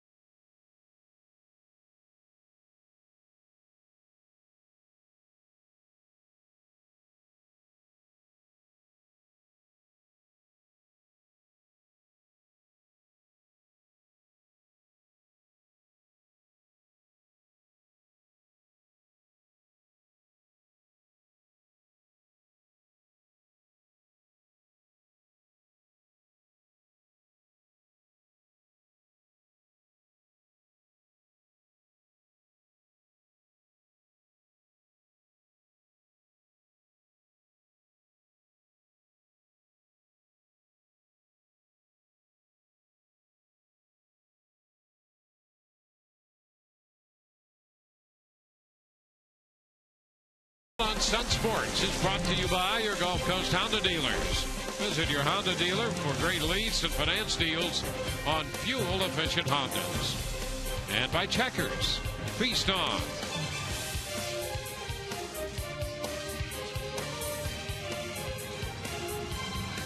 Rays led 7-0 at the end of 3. It's now 7-5 at the end of 6. And on to the 7th inning we go. New pitcher is Kyle Farnsworth. Kyle on for the 10th time. I don't know about you, but I'm watching the clock and hope it runs out. Will the Rays still have the lead?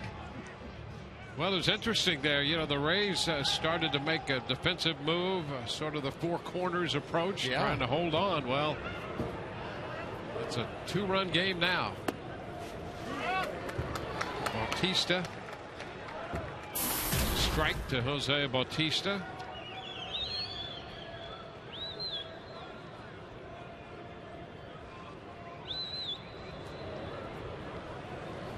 We saw Farnsworth Friday night in the game against the Rockies in Denver. Farnsworth pitched 1 inning in that game with a strikeout. He was in the 9th inning and dealt with the middle part of the order. The Rays eventually won that game in 10, 7-4. He's dealing with the dangerous part of the order right now in the 7th inning. Jose Bautista, Encarnacion next, and then Lynn. Jose Bautista just selling out on that pitch at 89 miles an hour out in front.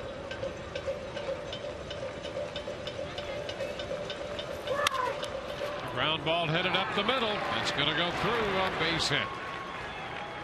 So Bautista's aboard, and we'll check in with Todd.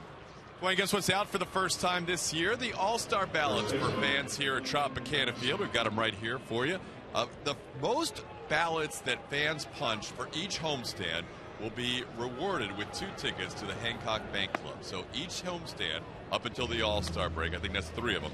Most punched ballots, you win 2 tickets to the Hancock Bank Club. Evan Longoria, 3-time All-Star, certainly should be considered at third base. And there's one other possibility to win a prize. If you hand in 100 ballots in one given night, they have nightly prizes here at Tropicana Field as well. I do not see the guys with the sombreros who were leading the way last year for those All-Star ballots, so it could be a wide open race this year, guys. Yeah, we're gonna have to look those guys up. We saw them at Fan Fest, and they were fired up then. So if they know that there's ballot boxes to be stuffed, yes, I have an idea they'll be here. Yes, and I say if they're not here tonight, they're certainly watching, which means they're hearing all of this. Yep. You better believe they'll have their system down and punching away. Yeah, they're on their way to becoming political consultants.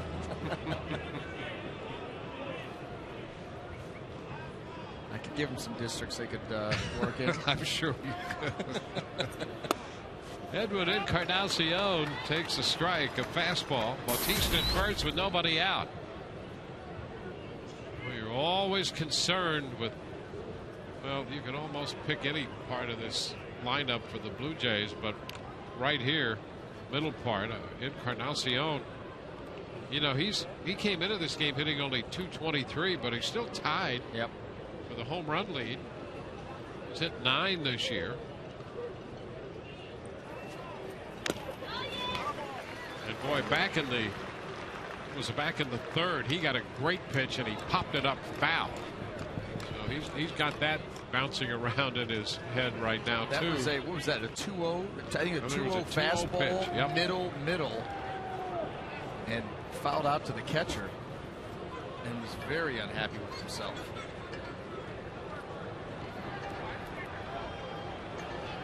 One for 4 lifetime against Farnsworth.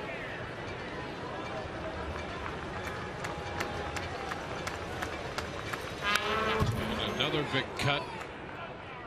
Farnsworth had a little something behind that. Yes, he did. 95 miles an hour. When you get into these situations, and these guys down on the field feel it even more than we do. Uh-oh. You know, that might be one of one of the ballot stuffers there. Is incognito, if it is, without the sombrero. Laying low. Yeah. And there's a base hit against the shift the other way. Bautista's going to go to third. It'll be first and third with nobody out.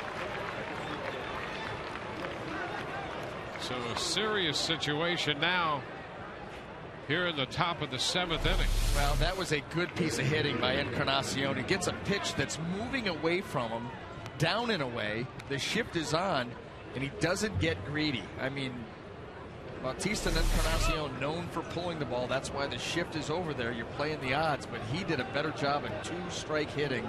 And now the Blue Jays first and third. They just continue to keep the pressure on.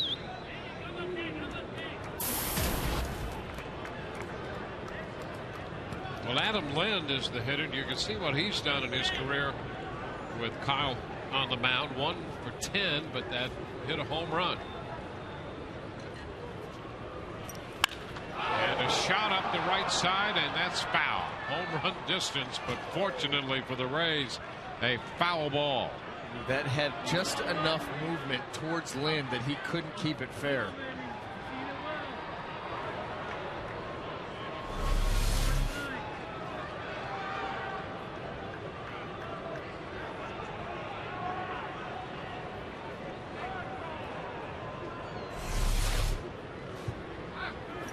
Goes the runner off second, no throw, a look to third. Encarnacion has a steal. Well, now you're already to the situation now. A base hit, you got a chance to tie this game. Encarnacion, who singled against the ship, picks up his 2nd stolen base of the year, moving into scoring position. 1-1 the count to Lind.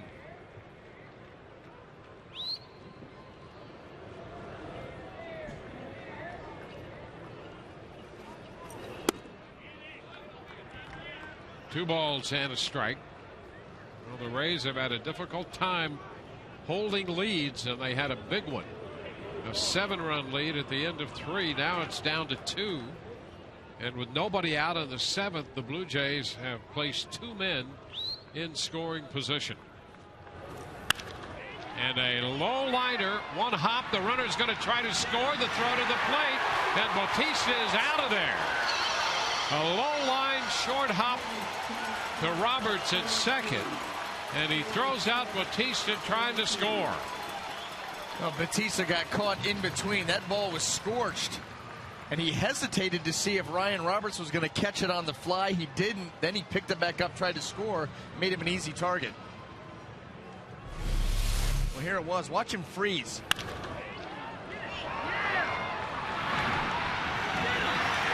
And as he tries to restart himself, he's just got too far to go. Freeze and then go. Ryan Roberts already has the ball. So Bautista's out. A very big out here. Joe Madden out. The Metro PCS call to the bullpen underway.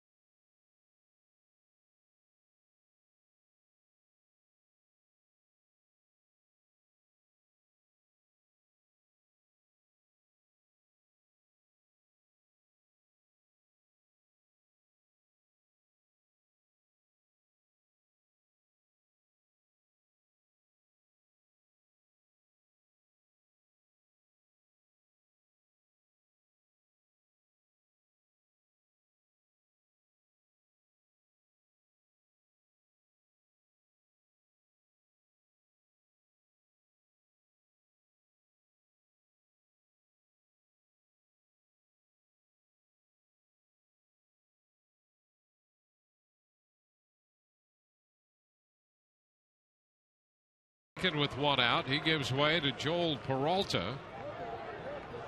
Peralta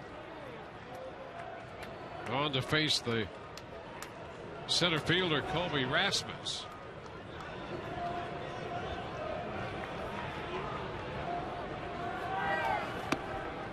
The first pitch is a strike.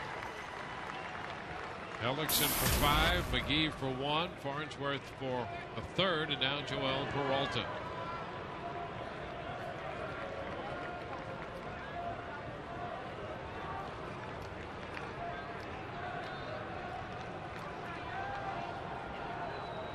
Peralta in here to face Rasmus, who is 0 for 5 against the Rays right-hander, 5 strikeouts.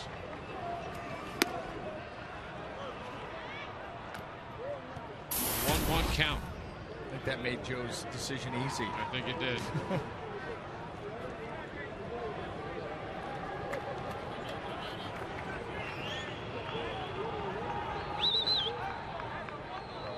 Seeing a lot of managing going on here, and that's really something because this was a 7-0 game at one point.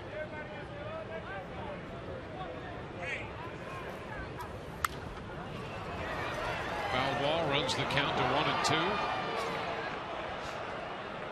You know, Dwayne, you remember the way that the Rays have been the last couple of years offensively, especially at home, those great come from behind wins, and you started to build that belief where these guys felt like we are never out of it, and it really permeated the entire season. You know, right there, those 2 years being big ones.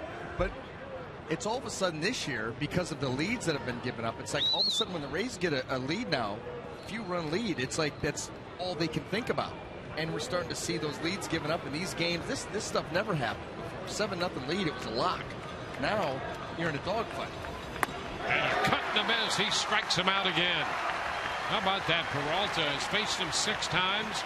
6 times he has struck him out, and this a very big one in the 7th inning tonight. Well, it just does not pick the ball well up off of Peralta, and this is a good job there of climbing the ladder. Talked about Rasmus. He likes the ball down. He likes to get extension. That pitch up above the zone, tough for him to handle.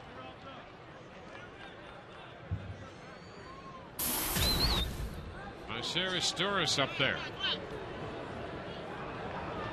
And an infield hit in the 6th inning. It scored on the pitch hit home run by DeRosa. Stouris started the night at second. He's now playing shortstop.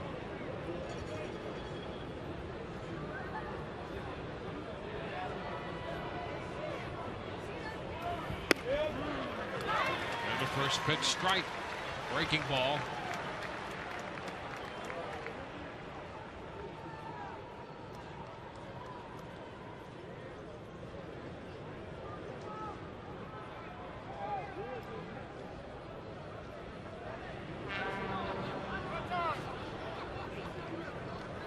Molina just to have a word or two with Peralta.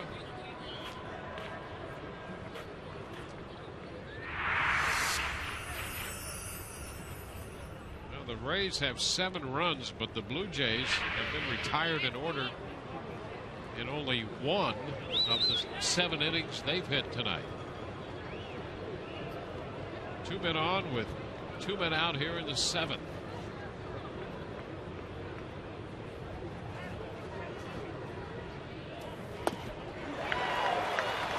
Peralta has him out in front.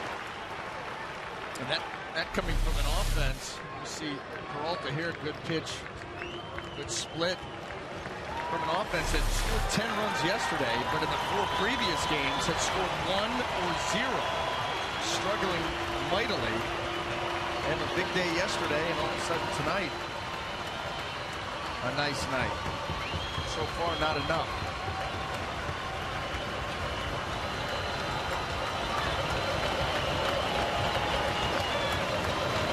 The 0-2 popped up. That's going to carry out a play, a foul ball.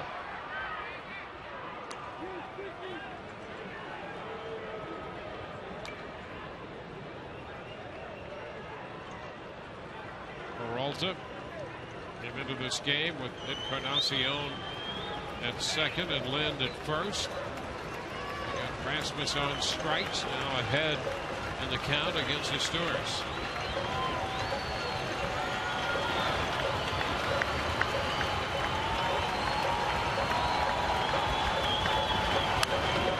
Hopper once again foul and will carry back and into the stands. Well, the Rays haven't dropped a season series to the Blue Jays since 2006. They've dominated in the series at home. Last year they were 14-4 against them. Blue Jays off to a disappointing start. The Rays off to frankly an uneven start. Joe Madden said yesterday that this club suffering from a carryover from the way they finished spring training. Yeah, you see bits, spurts here and there. They're not been able to put it together consistently. Not yet, anyway. Stewards fouls it again out of play. Stewards just trying to put the ball in play and give him a chance. Good battle here, down 0-2. A couple of these splits by Peralta have not had the same finish as the strike 2 pitch. That's given Stewards a chance. Especially after you've thrown some of those. Sometimes he'll get the change of speed benefit from that. Yep. But if you keep throwing a few up there, you're going to need some depth to it. Well, you got a guy that's, not going to overswing, especially 0-2. He's just looking to play pepper, try to find a hole somewhere. So you're right, you're going to have to change the eye level. Turn, nothing doing at second. Encarnacion ducking back in.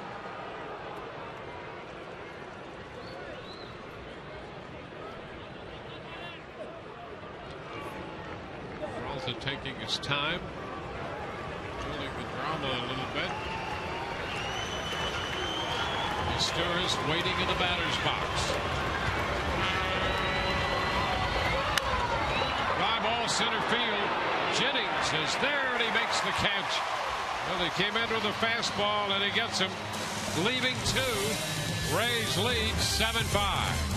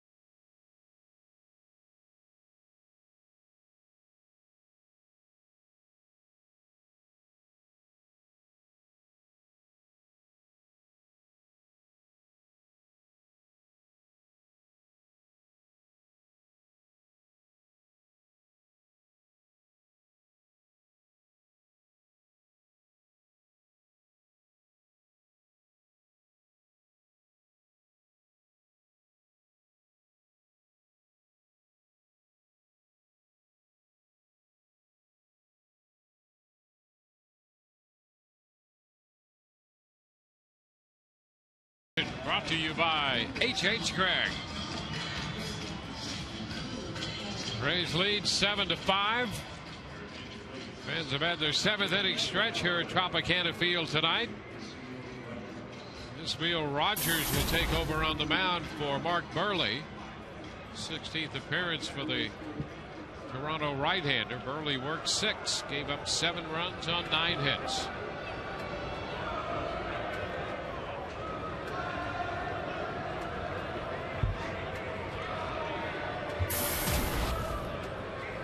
Johnson to lead off here.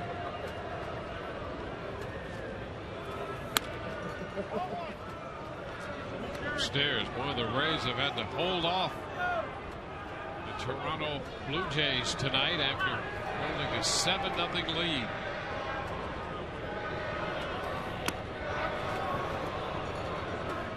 1-1 to count. Pitch had some bite to it. Well, he's got a good slider, good velocity. Get that kind of a swing from Kelly Johnson. Tough pitch to pick up right away.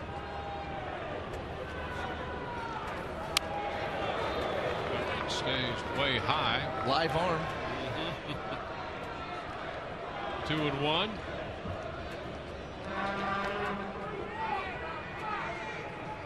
Rogers has been busy out of their bullpen. A lot of appearances. 2-2.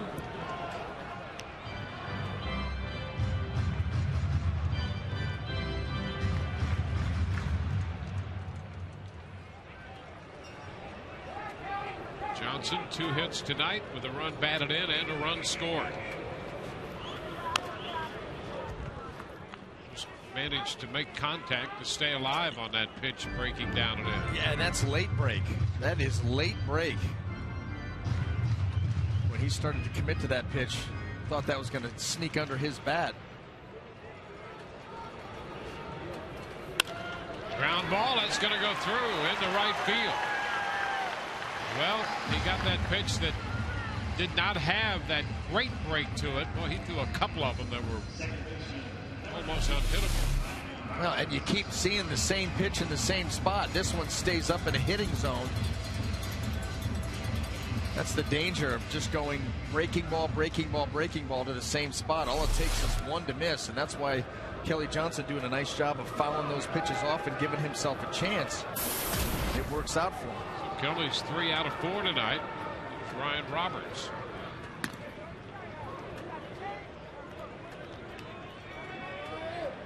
Rogers originally was with the Colorado Rockies and divided last year between the Rockies and the Indians.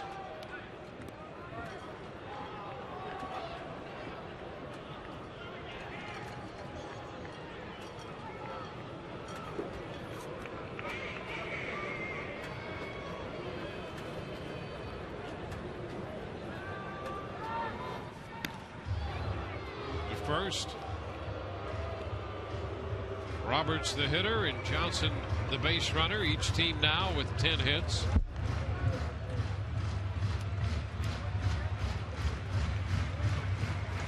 Rogers out of the Dominican Republic, 27-year-old right-hander.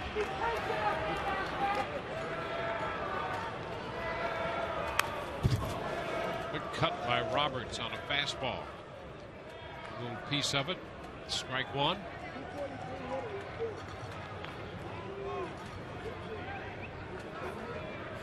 Rogers last worked 3 days ago against Seattle. Just one scoreless inning, gave up a hit.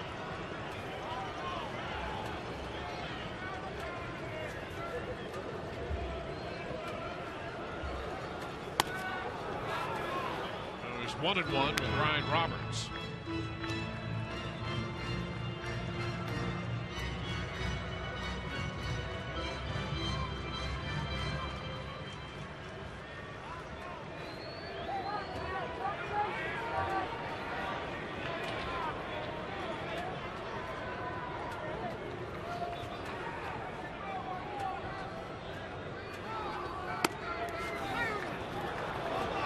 Takes a strike, which gets the count running in Rogers' favor.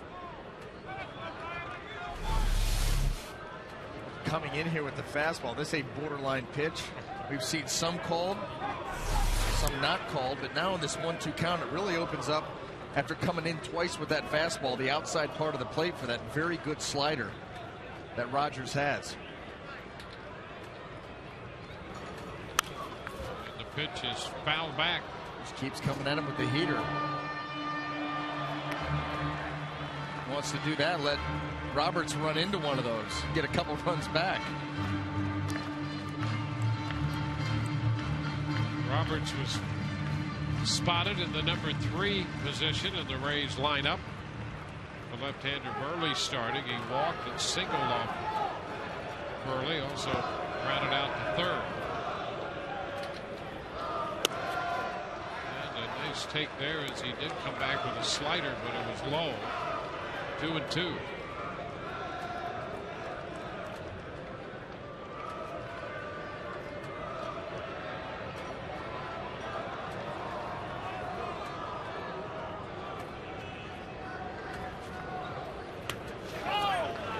Full count. A couple of good takes there. That one a little bit further off the plate, but Ryan Roberts, 1-2 count. You know Rogers has good sliders, able to lay off it. See, he wanted to go out there, but the ball off the plate. So with Johnson at first, nobody out, a full count to Ryan Roberts.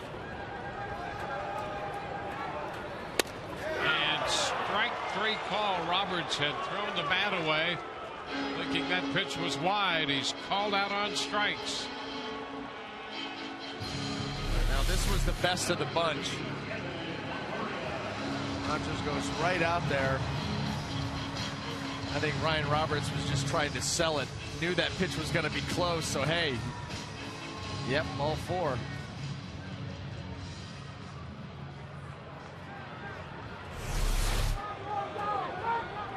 One out in the bottom of the seventh. Here's Evan Longoria. Good with a grand slam tonight. Takes an opening slider for a strike. Singled off the wall in the fifth. 2 for 3 overall.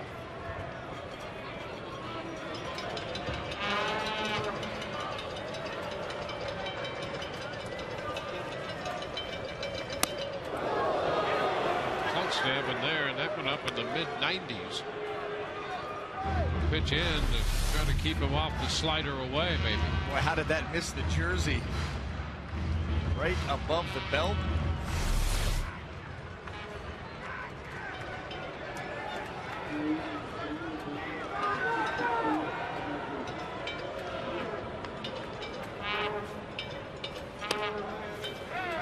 He comes back with a fastball for a strike. It's 1-2. Gibbons now has the left-hander Aaron Loop throwing in the bullpen.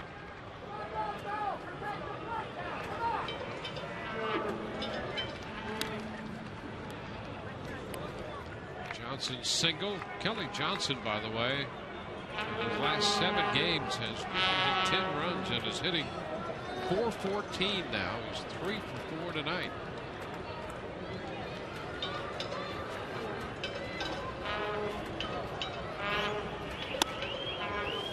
And again to Longoria. 2-2. Well, let's see if he follows the pattern and goes right back out away here. You know, when you're going to pitch a guy in, there are times you don't always have time as a reliever, but you've got to double up in there. Because now Evan, more than likely, looking for something out over the plate.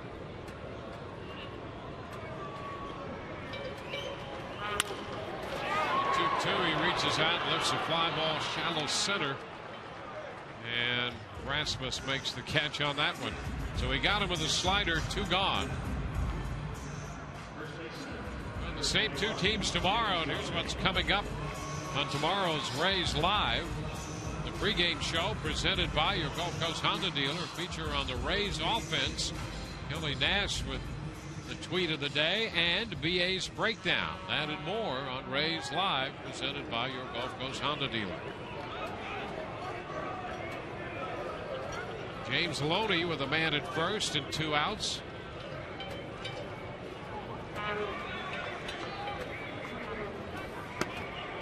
So back foot out of the way, the slider. 1 ball, no strikes.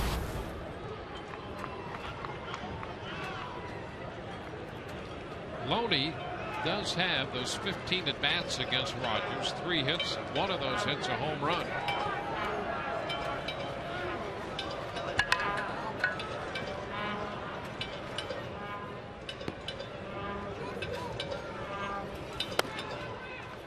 And a strike at the knees. 1-1. Rogers Rogers in relief with Mark Burley, who gave up 7 runs, all in the 3rd inning when he faced 10 men.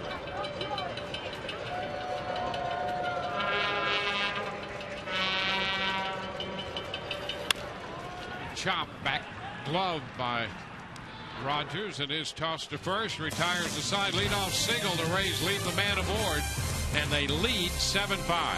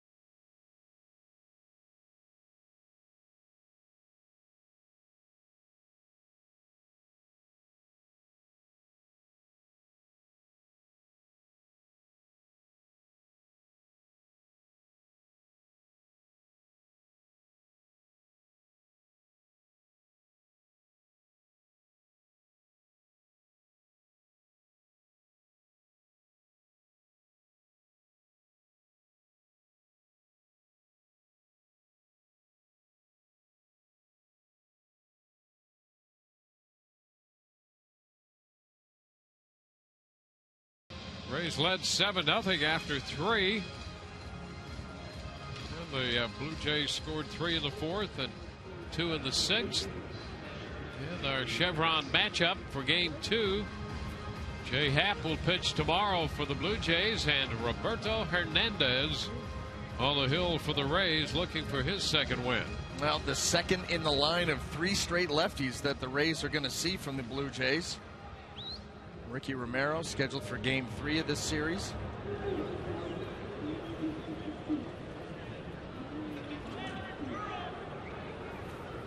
Here in the 8th, Joel Peralta back out there. He faces J.P. Arancibia.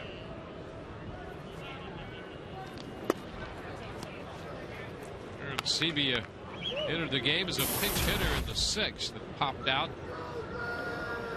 Ryan Roberts made the catch on his pop-up.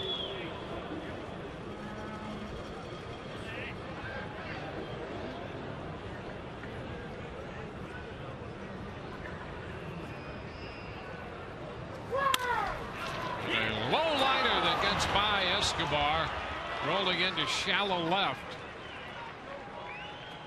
Well, it almost looked like Escobar right there was timing that up to make a catch off the shoe. Was not able to corral that baseball. I think you give him that ball's right there within, right off the thumb. I wonder if that ball off the bat had some action on it. That's a play that you figure Escobar is going to make a lot more often than he doesn't. Well, they wonder about the hand, the glove hand. That too. They give Arancibia a base hit. But most of the time you would anticipate he would make a play on that. DeRosa fouls it back. DeRosa, the reason we're in a 2-run game, he had a pinch hit home run to right field on an 0-2 pitch in the 6th.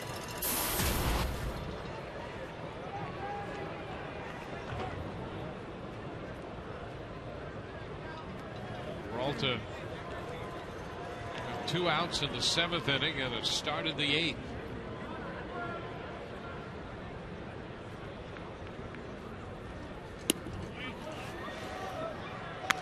This is low with the pitch.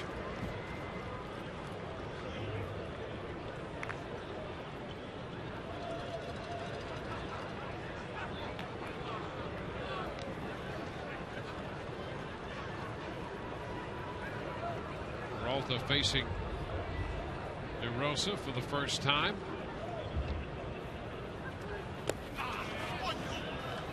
2 balls and a strike.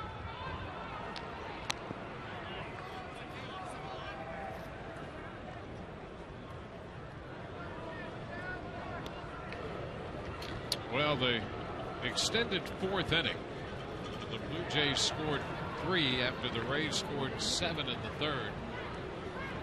It's been everything in making this a game.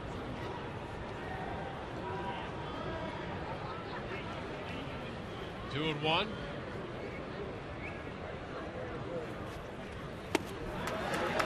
Evens the count. Peralta, with his fastball, he will vary his delivery, the speed of his delivery sometimes, as well as the speed of the pitch.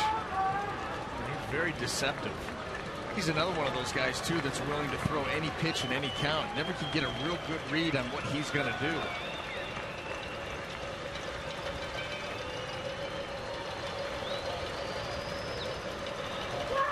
And a cut to miss. He comes back and gets a big strikeout on the split. Well, see, that's the thing that Peralta can do. You know, DeRosa took a couple of those earlier in the count, had some pretty good pitch recognition, and then after swinging through the fastball, now you're on the defensive with 2 strikes, and Peralta just powers it in there. And you know what? That's the kind of reliever that he has to be. The way the game is now, a lot of these setup guys are 94 to 97. Peralta doesn't have that juice, but he's got a lot of guts, knows how to pitch, and will throw any pitch in any count. Yeah, you have to respect that about him, and all of these guys are competitors to a significant degree, but this guy really competes. I'm telling you. Yeah, he's fun to watch because of that. These situations, he loves these situations. Game on the line. Fred Laurie takes it low and outside. Curveball to start Laurie.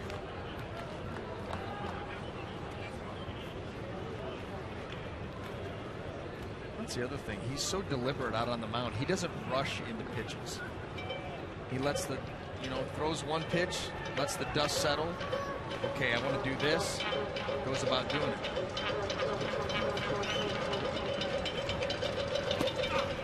I really think that helps him. I think that's part of what he does. Burley works quickly, and that helps him. Yeah. But I think Peralta, by being so deliberate between pitches, hitters start to think about things, what he may throw or not. There's a lot of anticipation. Especially with his style. Exactly. Right. I think it folds in nicely with his approach to pitching.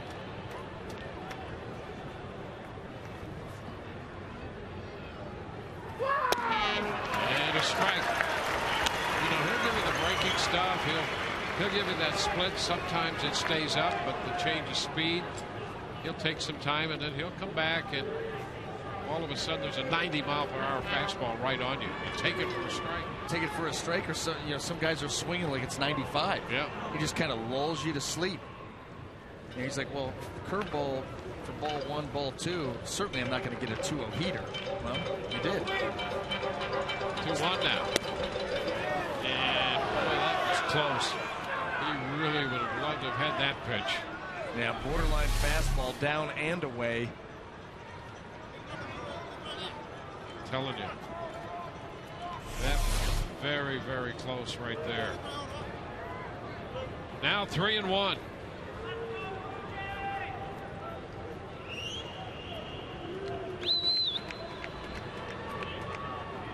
Aaron Sebia, the runner at first, with 1 out.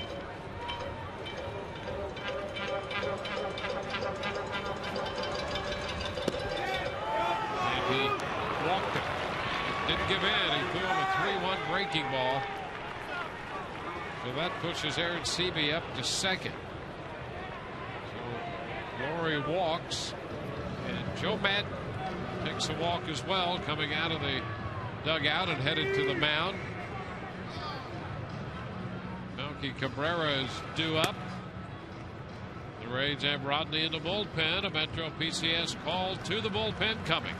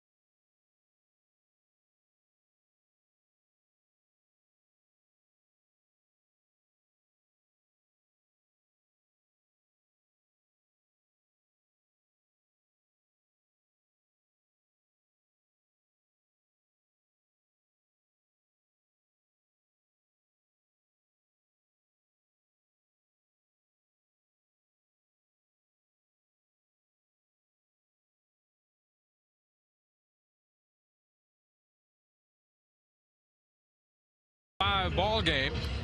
Rays have made a pitching change. How about this? The Bulls have beaten the Heat in game 1 of the East semis. That's a 93-86 final. And in South Florida, after our game, we'll have Heat Live post-game coverage on the completion of our game here. I'll tell you, this is a Monday night in the first week of May, but we've got two managers really going at it here tonight. For good reason, too. When did it become a postseason game? That's exactly what it's like, the way they're making moves. Well, you look at the Toronto Blue Jay, situation that they're in. They're in last place, 10 games below 500. 4 games behind the Rays in the standing, and they know coming in here with the pitching they're going to face, you run the risk of falling 8 games behind the Rays when this is over because of what you're going to face. And Joe Madden, on the other hand, is not about to let a 7-0 lead slip away because of the problems that the Rays have had holding leads. This would be by far and away the worst, the most egregious giveaway, and he's not let that happen. This game everything's moved up an inning. And Fernando Rodney in here to face Cabrera. Cabrera 3 out of 5 lifetime against Rodney. And he's out front of the changeup by plenty. So with 1 out, runners at first and second, it's Rodney against Cabrera. Good arm speed on that changeup. That's what we see when Fernando Rodney is locked in. That good arm speed. His ability to keep pitches in the zone is really what allowed him to take the jump that he did last year to a historic season. Ground ball, shortstop, bobbled by Escobar, and everybody's going to be safe. How about that? Now that's 2 now. You had the line drive, now the ground ball, and you wonder, is it the hand?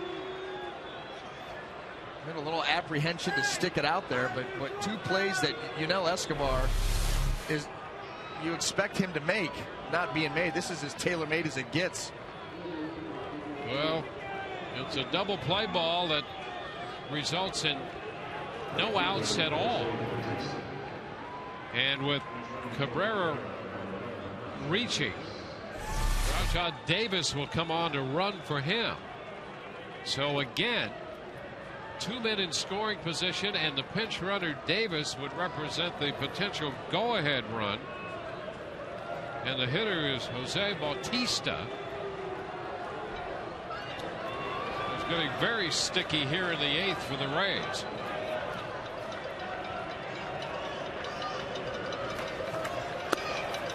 And the fastball is down. So Rodney got the double play ball, but Escobar committed the error.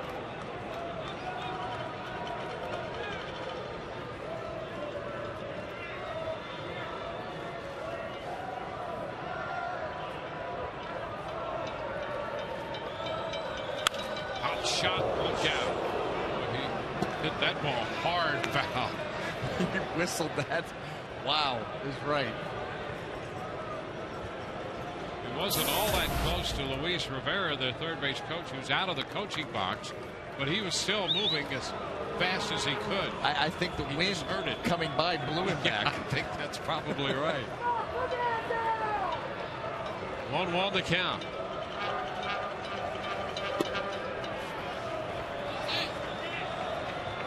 Rodney working here in the 8th. Lena's going to spend a little time with him.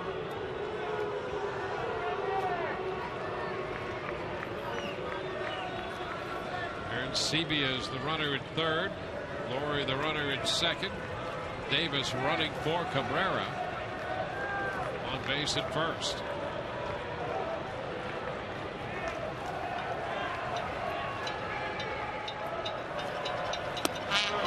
And it's low. Fastball down. 3 balls and a strike to Bautista.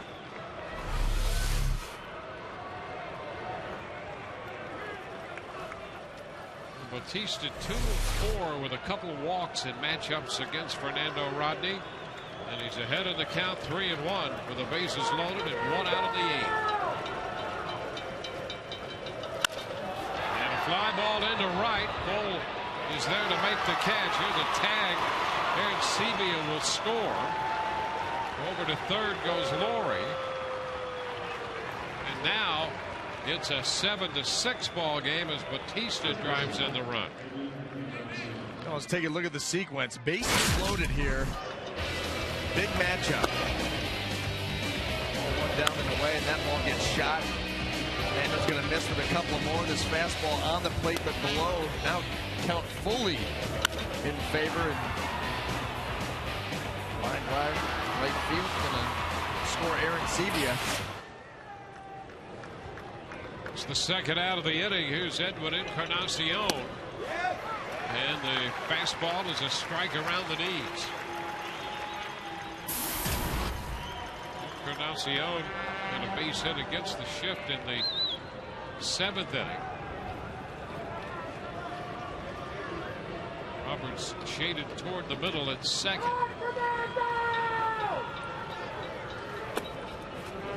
One and one. Laurie third. Davis at first.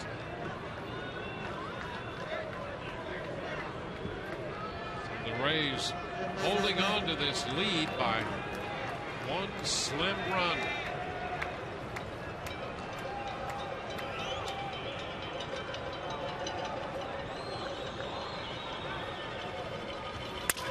Broken bat and a ground ball foul.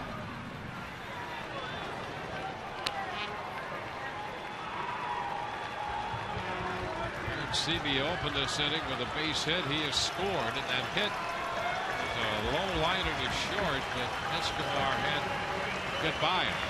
That one is a hit. 1 out later, Laurie walked.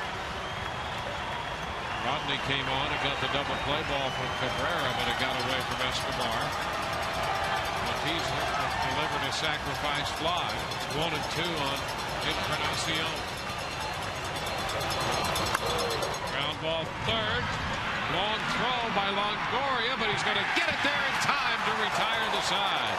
Evan found himself backing up on that one and skipped it over to Loney at first to get Encarnacion and limit the damage to 1 run. We go to the bottom of the 8th. The Rays lead 7-6.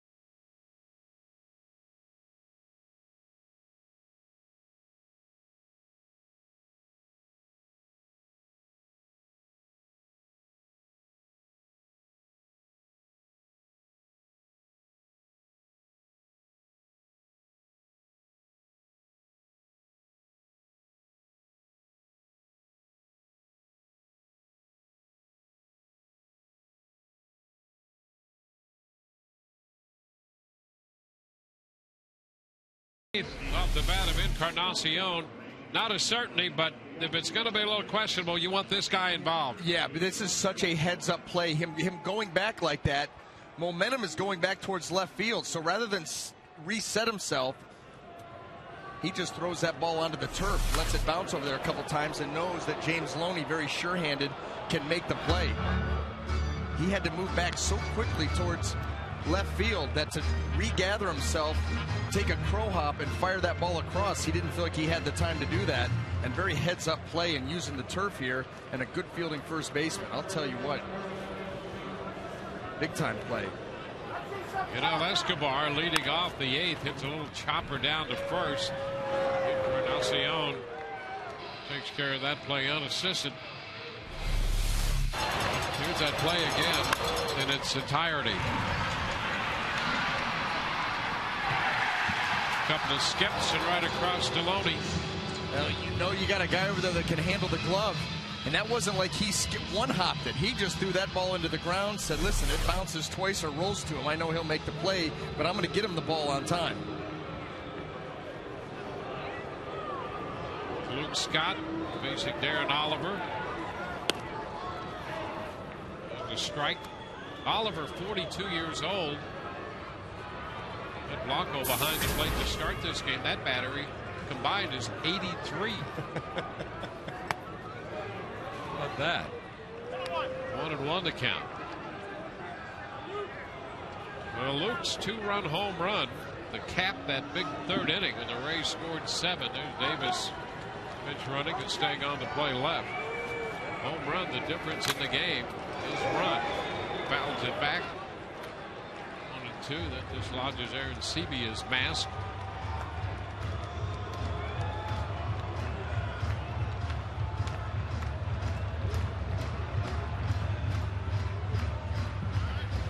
Luke 1 out of 5 against Oliver in his career.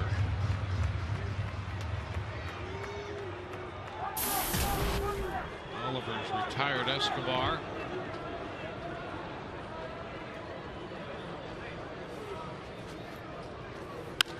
And a looper the other way. A base hit into left. So Luke Scott has his 2nd hit.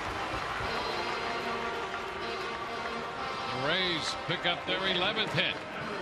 Coming up on Rays Live, the postgame presented by Checkers. Todd DeRustis, of course, anchoring the coverage.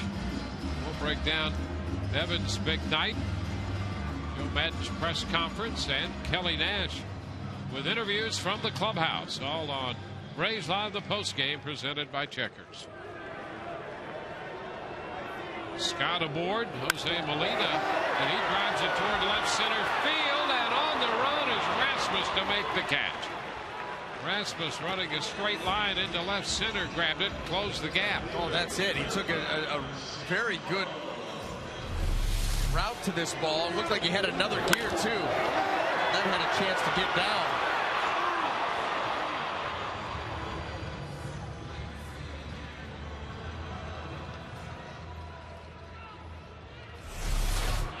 Well, off the bat, that appeared to have a shot for extra bases. Nice play by Rasmus, and here's Sam Fold. Sam had a base hit and a run scored to start the 3rd. Scott's at first, 2 outs and a strike to count to Fold. 1-1.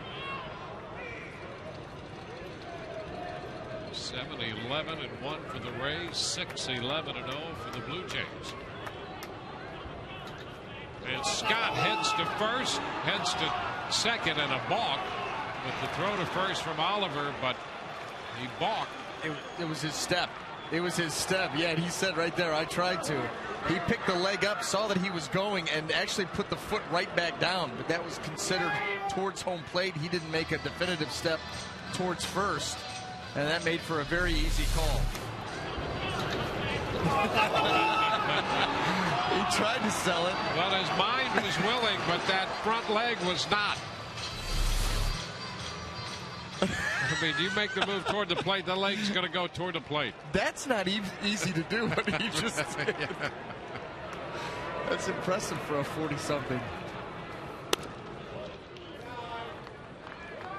Now 2 balls and a strike, so a move up to 2nd base and into scoring position via the balk.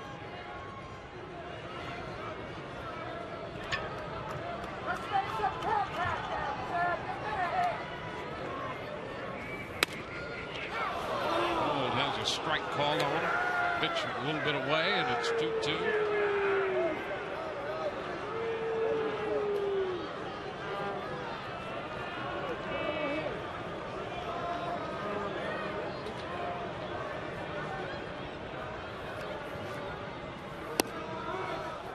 count goes full on Sam Fold. Only worked 6, Rogers 1, and now Oliver.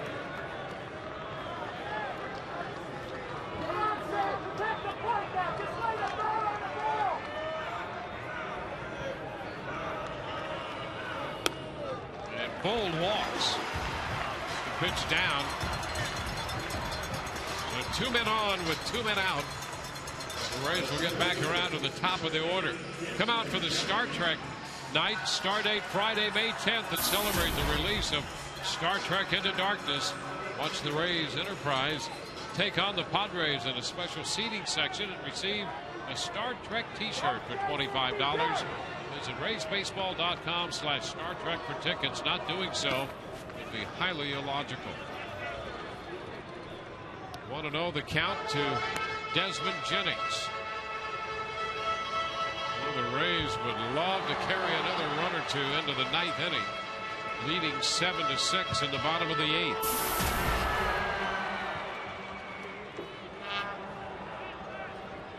Jennings singled back in the first. He walked and scored in the 7-run third.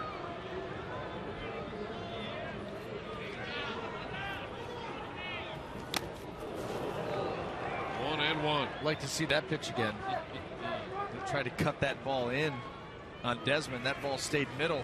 The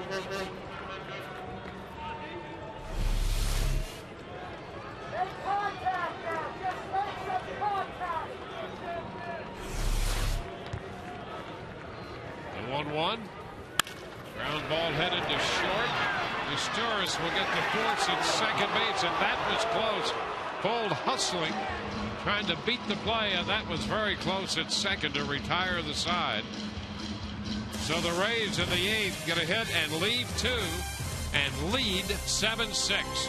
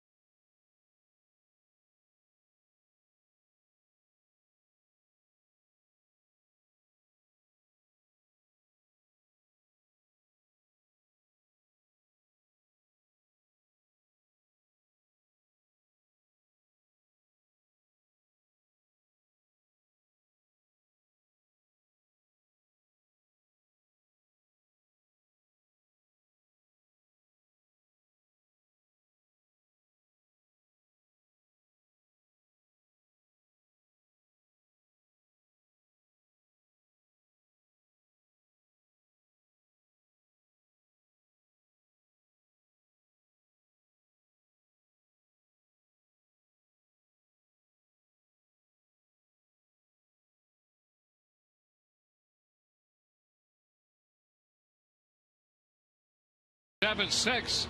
We take a look at tonight's AT&T social media poll once again. Which team has been the biggest early season disappointment? TB1, the White Sox. TB2, the Angels. TB3, the Dodgers. TB4, the Phillies. And TB5, the Blue Jays. Put your vote to @SunSportsRays.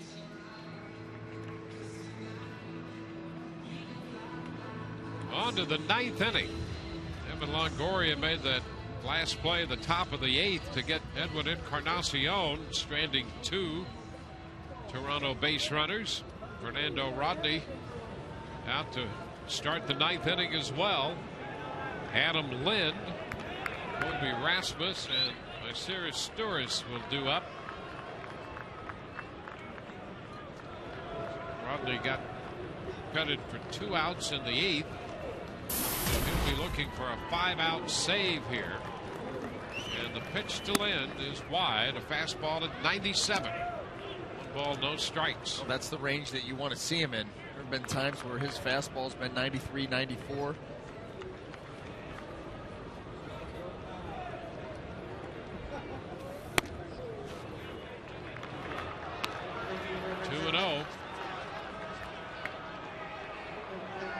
singled and scored in the 4th inning. Rodney had a couple 5-out saves with the Rays last year. Both came in September. And now he's behind Lynn 3-0. One of those saves came against the Blue Jays on the 1st of September last year. And then he saved one in the middle of September against the Yankees.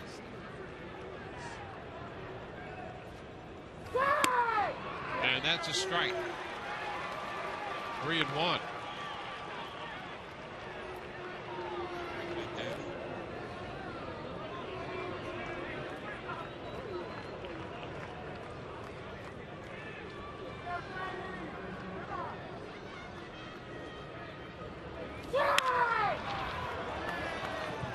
So the count is full with that foul ball.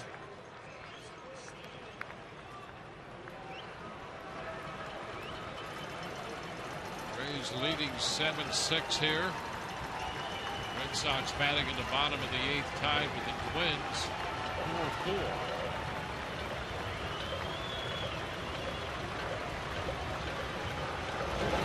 And ball 4 to open the 9th. It's the 6th walk given up by Rays pitching. Well, here's the delivery from Rodney, that little jab step. Then he comes up.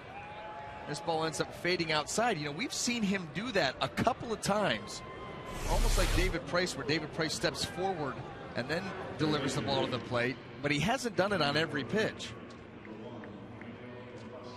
Well, a leadoff walk to Lynn out of that delivery. And now Emilio Bonifacio is going to run.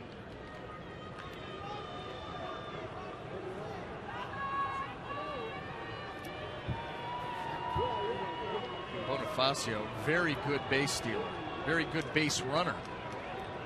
There's a good feel for it. Do not want to forget about him over there. So speed at first with nobody out here in the top of the 9th inning. Rasmus is the hitter. And Rodney's pitch is a strike at the knees. Well, this game going right down to the wire, and you could feel it at the top of the 4th inning. The Rays scored 7 in the 3rd. And the Blue Jays came back with a 3-run 4th. That led them back in the game.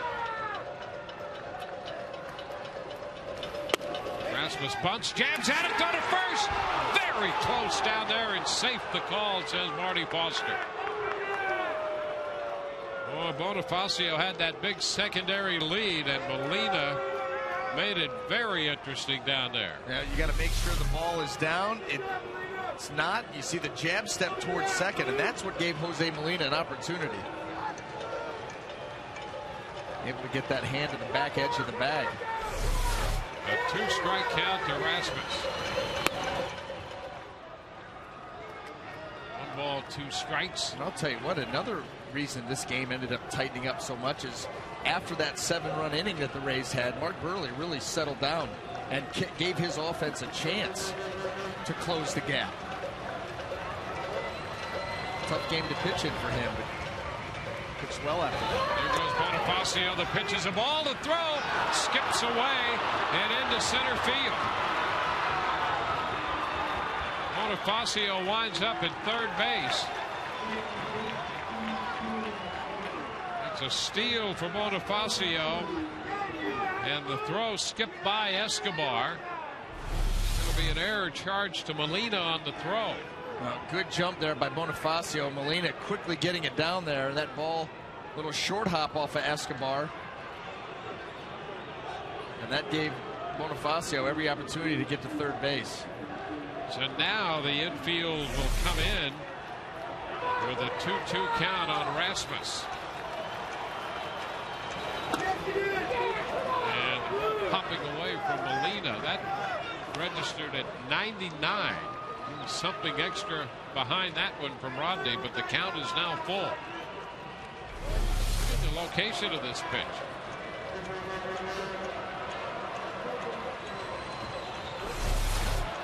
Three and 2.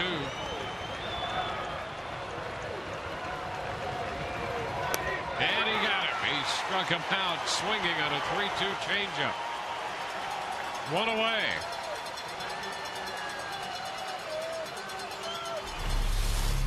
Well, this ball's going to fade off the plate, but Rasmus chases it. Tried to follow that pitch right out there, ran out of bat. Big strikeout there by Rodney.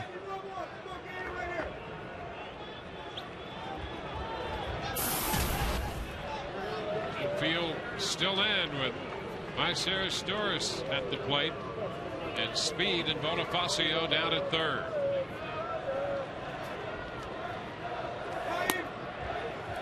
Fastball misses. 1 ball, no strikes.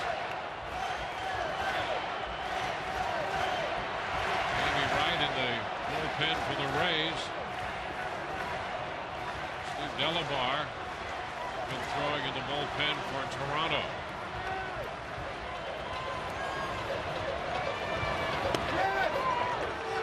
Inside with a fastball, 2-0. That fastball wasn't too bad either. Kind of rattled around Molina's glove again. Take a look at this pitch. Oh, yeah. Very good. Popped out of Molina's glove, but that's a strike. If he catches it, it's a strike.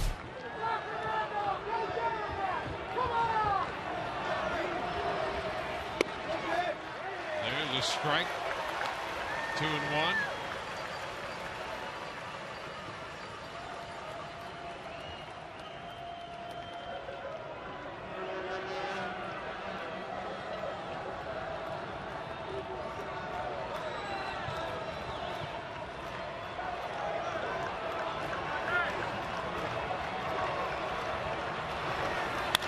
Ground ball down to first, right to Loney.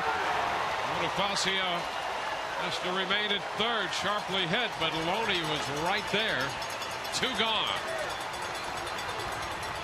So we'll go right down to the final hitter with the potential tying run at third. This gets to him quick.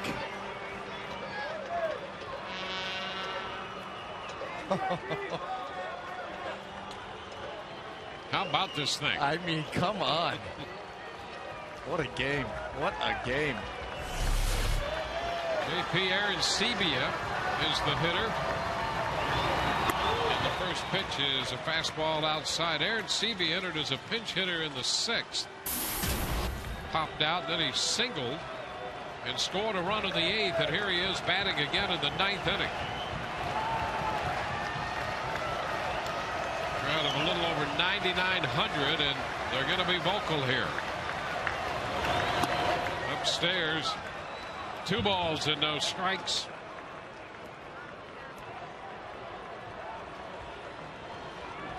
Rodney has faced Arancibia 1 other time and struck him out. Facing him for the first time tonight. Rodney has made 30 pitches spread over the last couple of innings. And there's a strike. 2-1.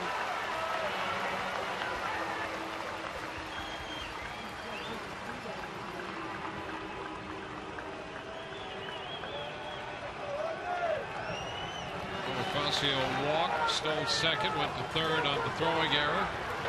He's at third with 2 outs. 2-1 to Arancibia. And a foul ball back. That was a fastball at 96. We're seeing some high octane out of Fernando Rodney here in the 9th inning. I don't think for 1 second he doesn't understand what's going on here and how big this situation is, not only for this game, but for the psyche of this team.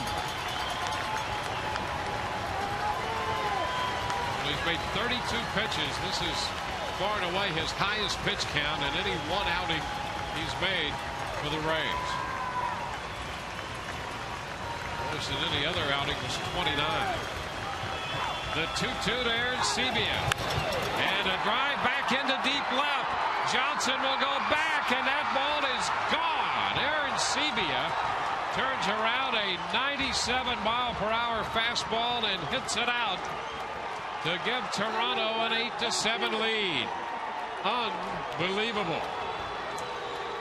2-2 fastball, and with 1 out left, in fact 1 strike left, Arancibia hits it out to make it 8-7, and boy, that stings. Boy, does it ever. He was just able to time that one up. And it was a rocket shot. Wow.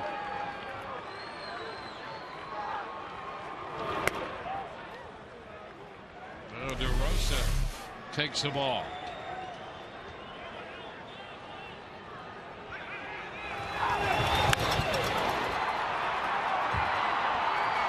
So the Rays are down by a run.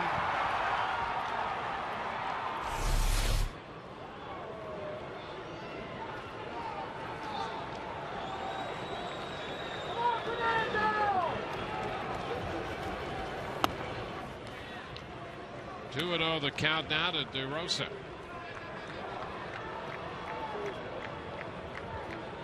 Well, the Rays have had a difficult time holding the lead. And they've seen it get away from them in the 9th inning tonight. 3 and 0 the count.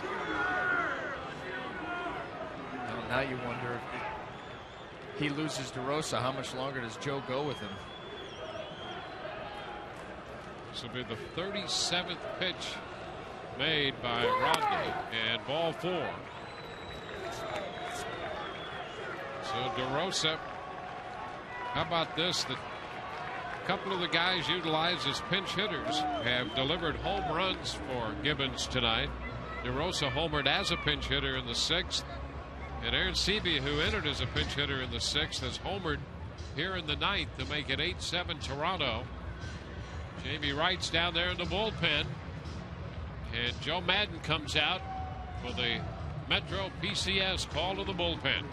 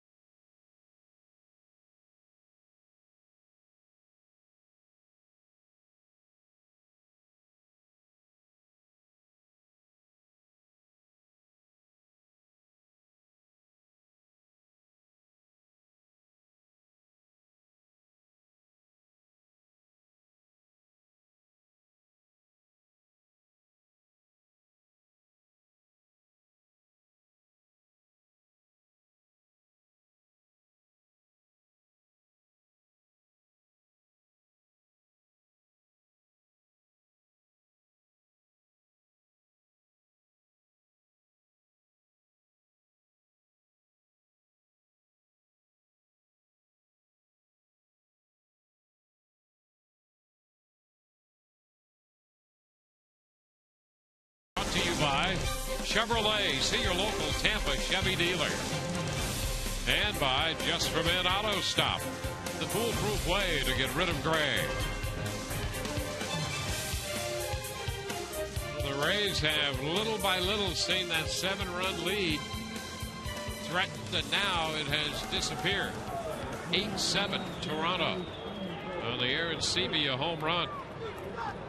Jamie Wright with a runner at first and 2 outs on to face the top of the order, Brett Lawrie.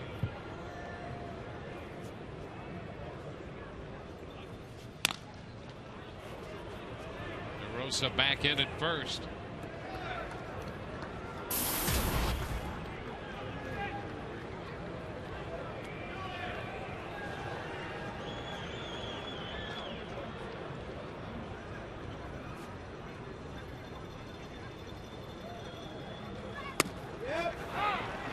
A strike to Lawrie.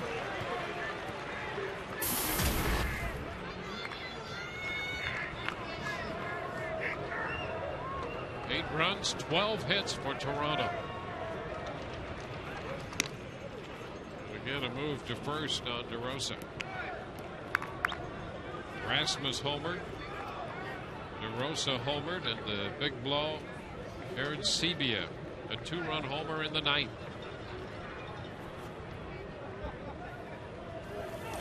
This one behind Laurie, and down he goes, and into second base goes DeRosa. That was a fastball in a dangerous spot. Yep, and I think that just got away from Jamie. No reason for him to be going at Laurie. Look at, they want that ball away, and that just, I mean, wow, I don't know. Missed by a lot.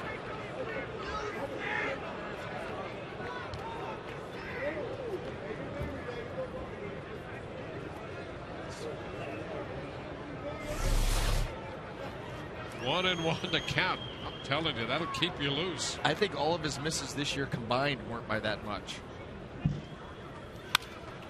And a foul ball.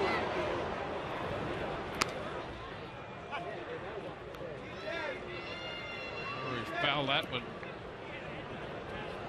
Back of the dugout on the right side. That ball got to the right of the screen, back in the stands in a hurry.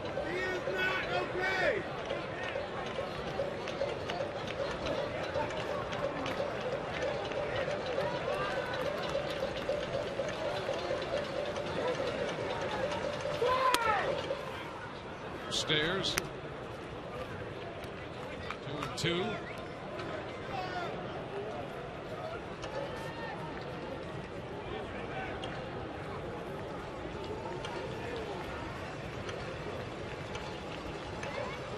The Jays closer,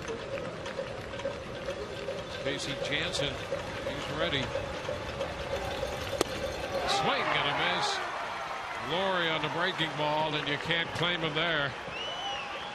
That fastball behind him, and then the breaking ball got him. But the big blow, the home run by Aaron Sebia. Bottom of the ninth coming, 8-7 Toronto.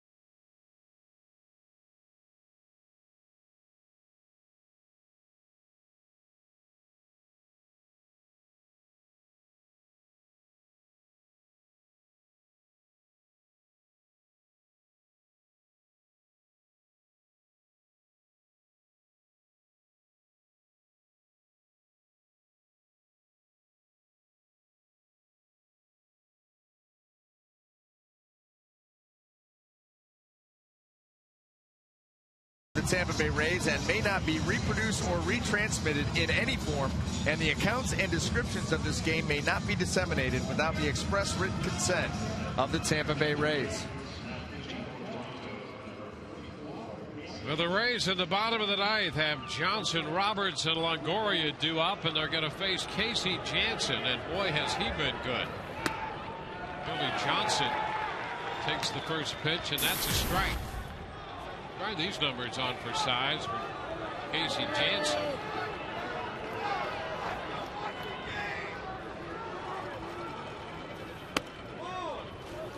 One and one. Jansen holding the opposition this year to just 3 for 33, all singles, and he hasn't walked anybody this year. 22. And he won't walk anybody if he continues to get that strike. Kelly Johnson, there's no way he's reaching that pitch. This is a low flyer off the plate.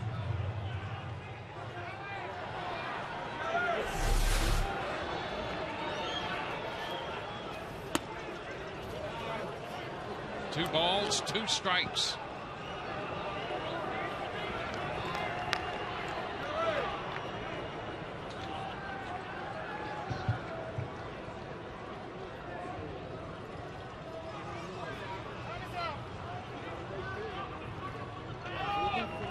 Jansen 29 out of 31 in saves dating back to early May of last year. Yeah, almost a year. Almost a year. And strike three called. Billy Johnson up looking at a fastball. You know, when he's locked in like that, you know, he gets that good drop and drive, and that just low flies that fastball. That's so tough to elevate. And when he's able to locate like this, what in the world are you going to do with it? That is just perfection.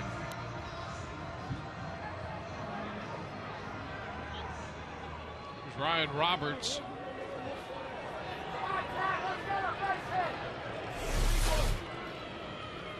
Roberts a ground ball. DeRose hit second up with it. So a strikeout and a ground out. The Rays are down to their final out, and Evan Longoria will be the hitter against Jansen. Evan 2 for 6 in his career against Jansen. Well, if you had to pick a last chance, this is the guy you'd go with. Evan hit a grand slam in the third. He singled off the wall in the fifth.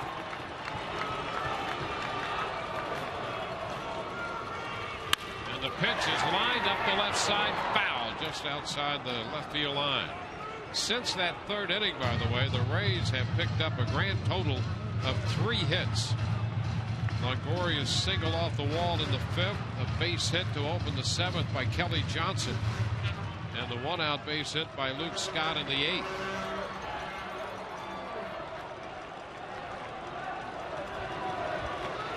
The 0-1. 1 ball, 1 strike. Hard to imagine after that onslaught by the Rays in the third inning that the Blue Jays would be capable of having the ability to go 6 shutout innings. It's wide. 2-1. They get the feeling too. You watch Evan, the way he's swinging the bat, the way he's taking pitches, that he's seeing the ball well. If he can get a mistake. 2-1, hit on the ground, back at third, fair. Lori's throw to first, and this game is over.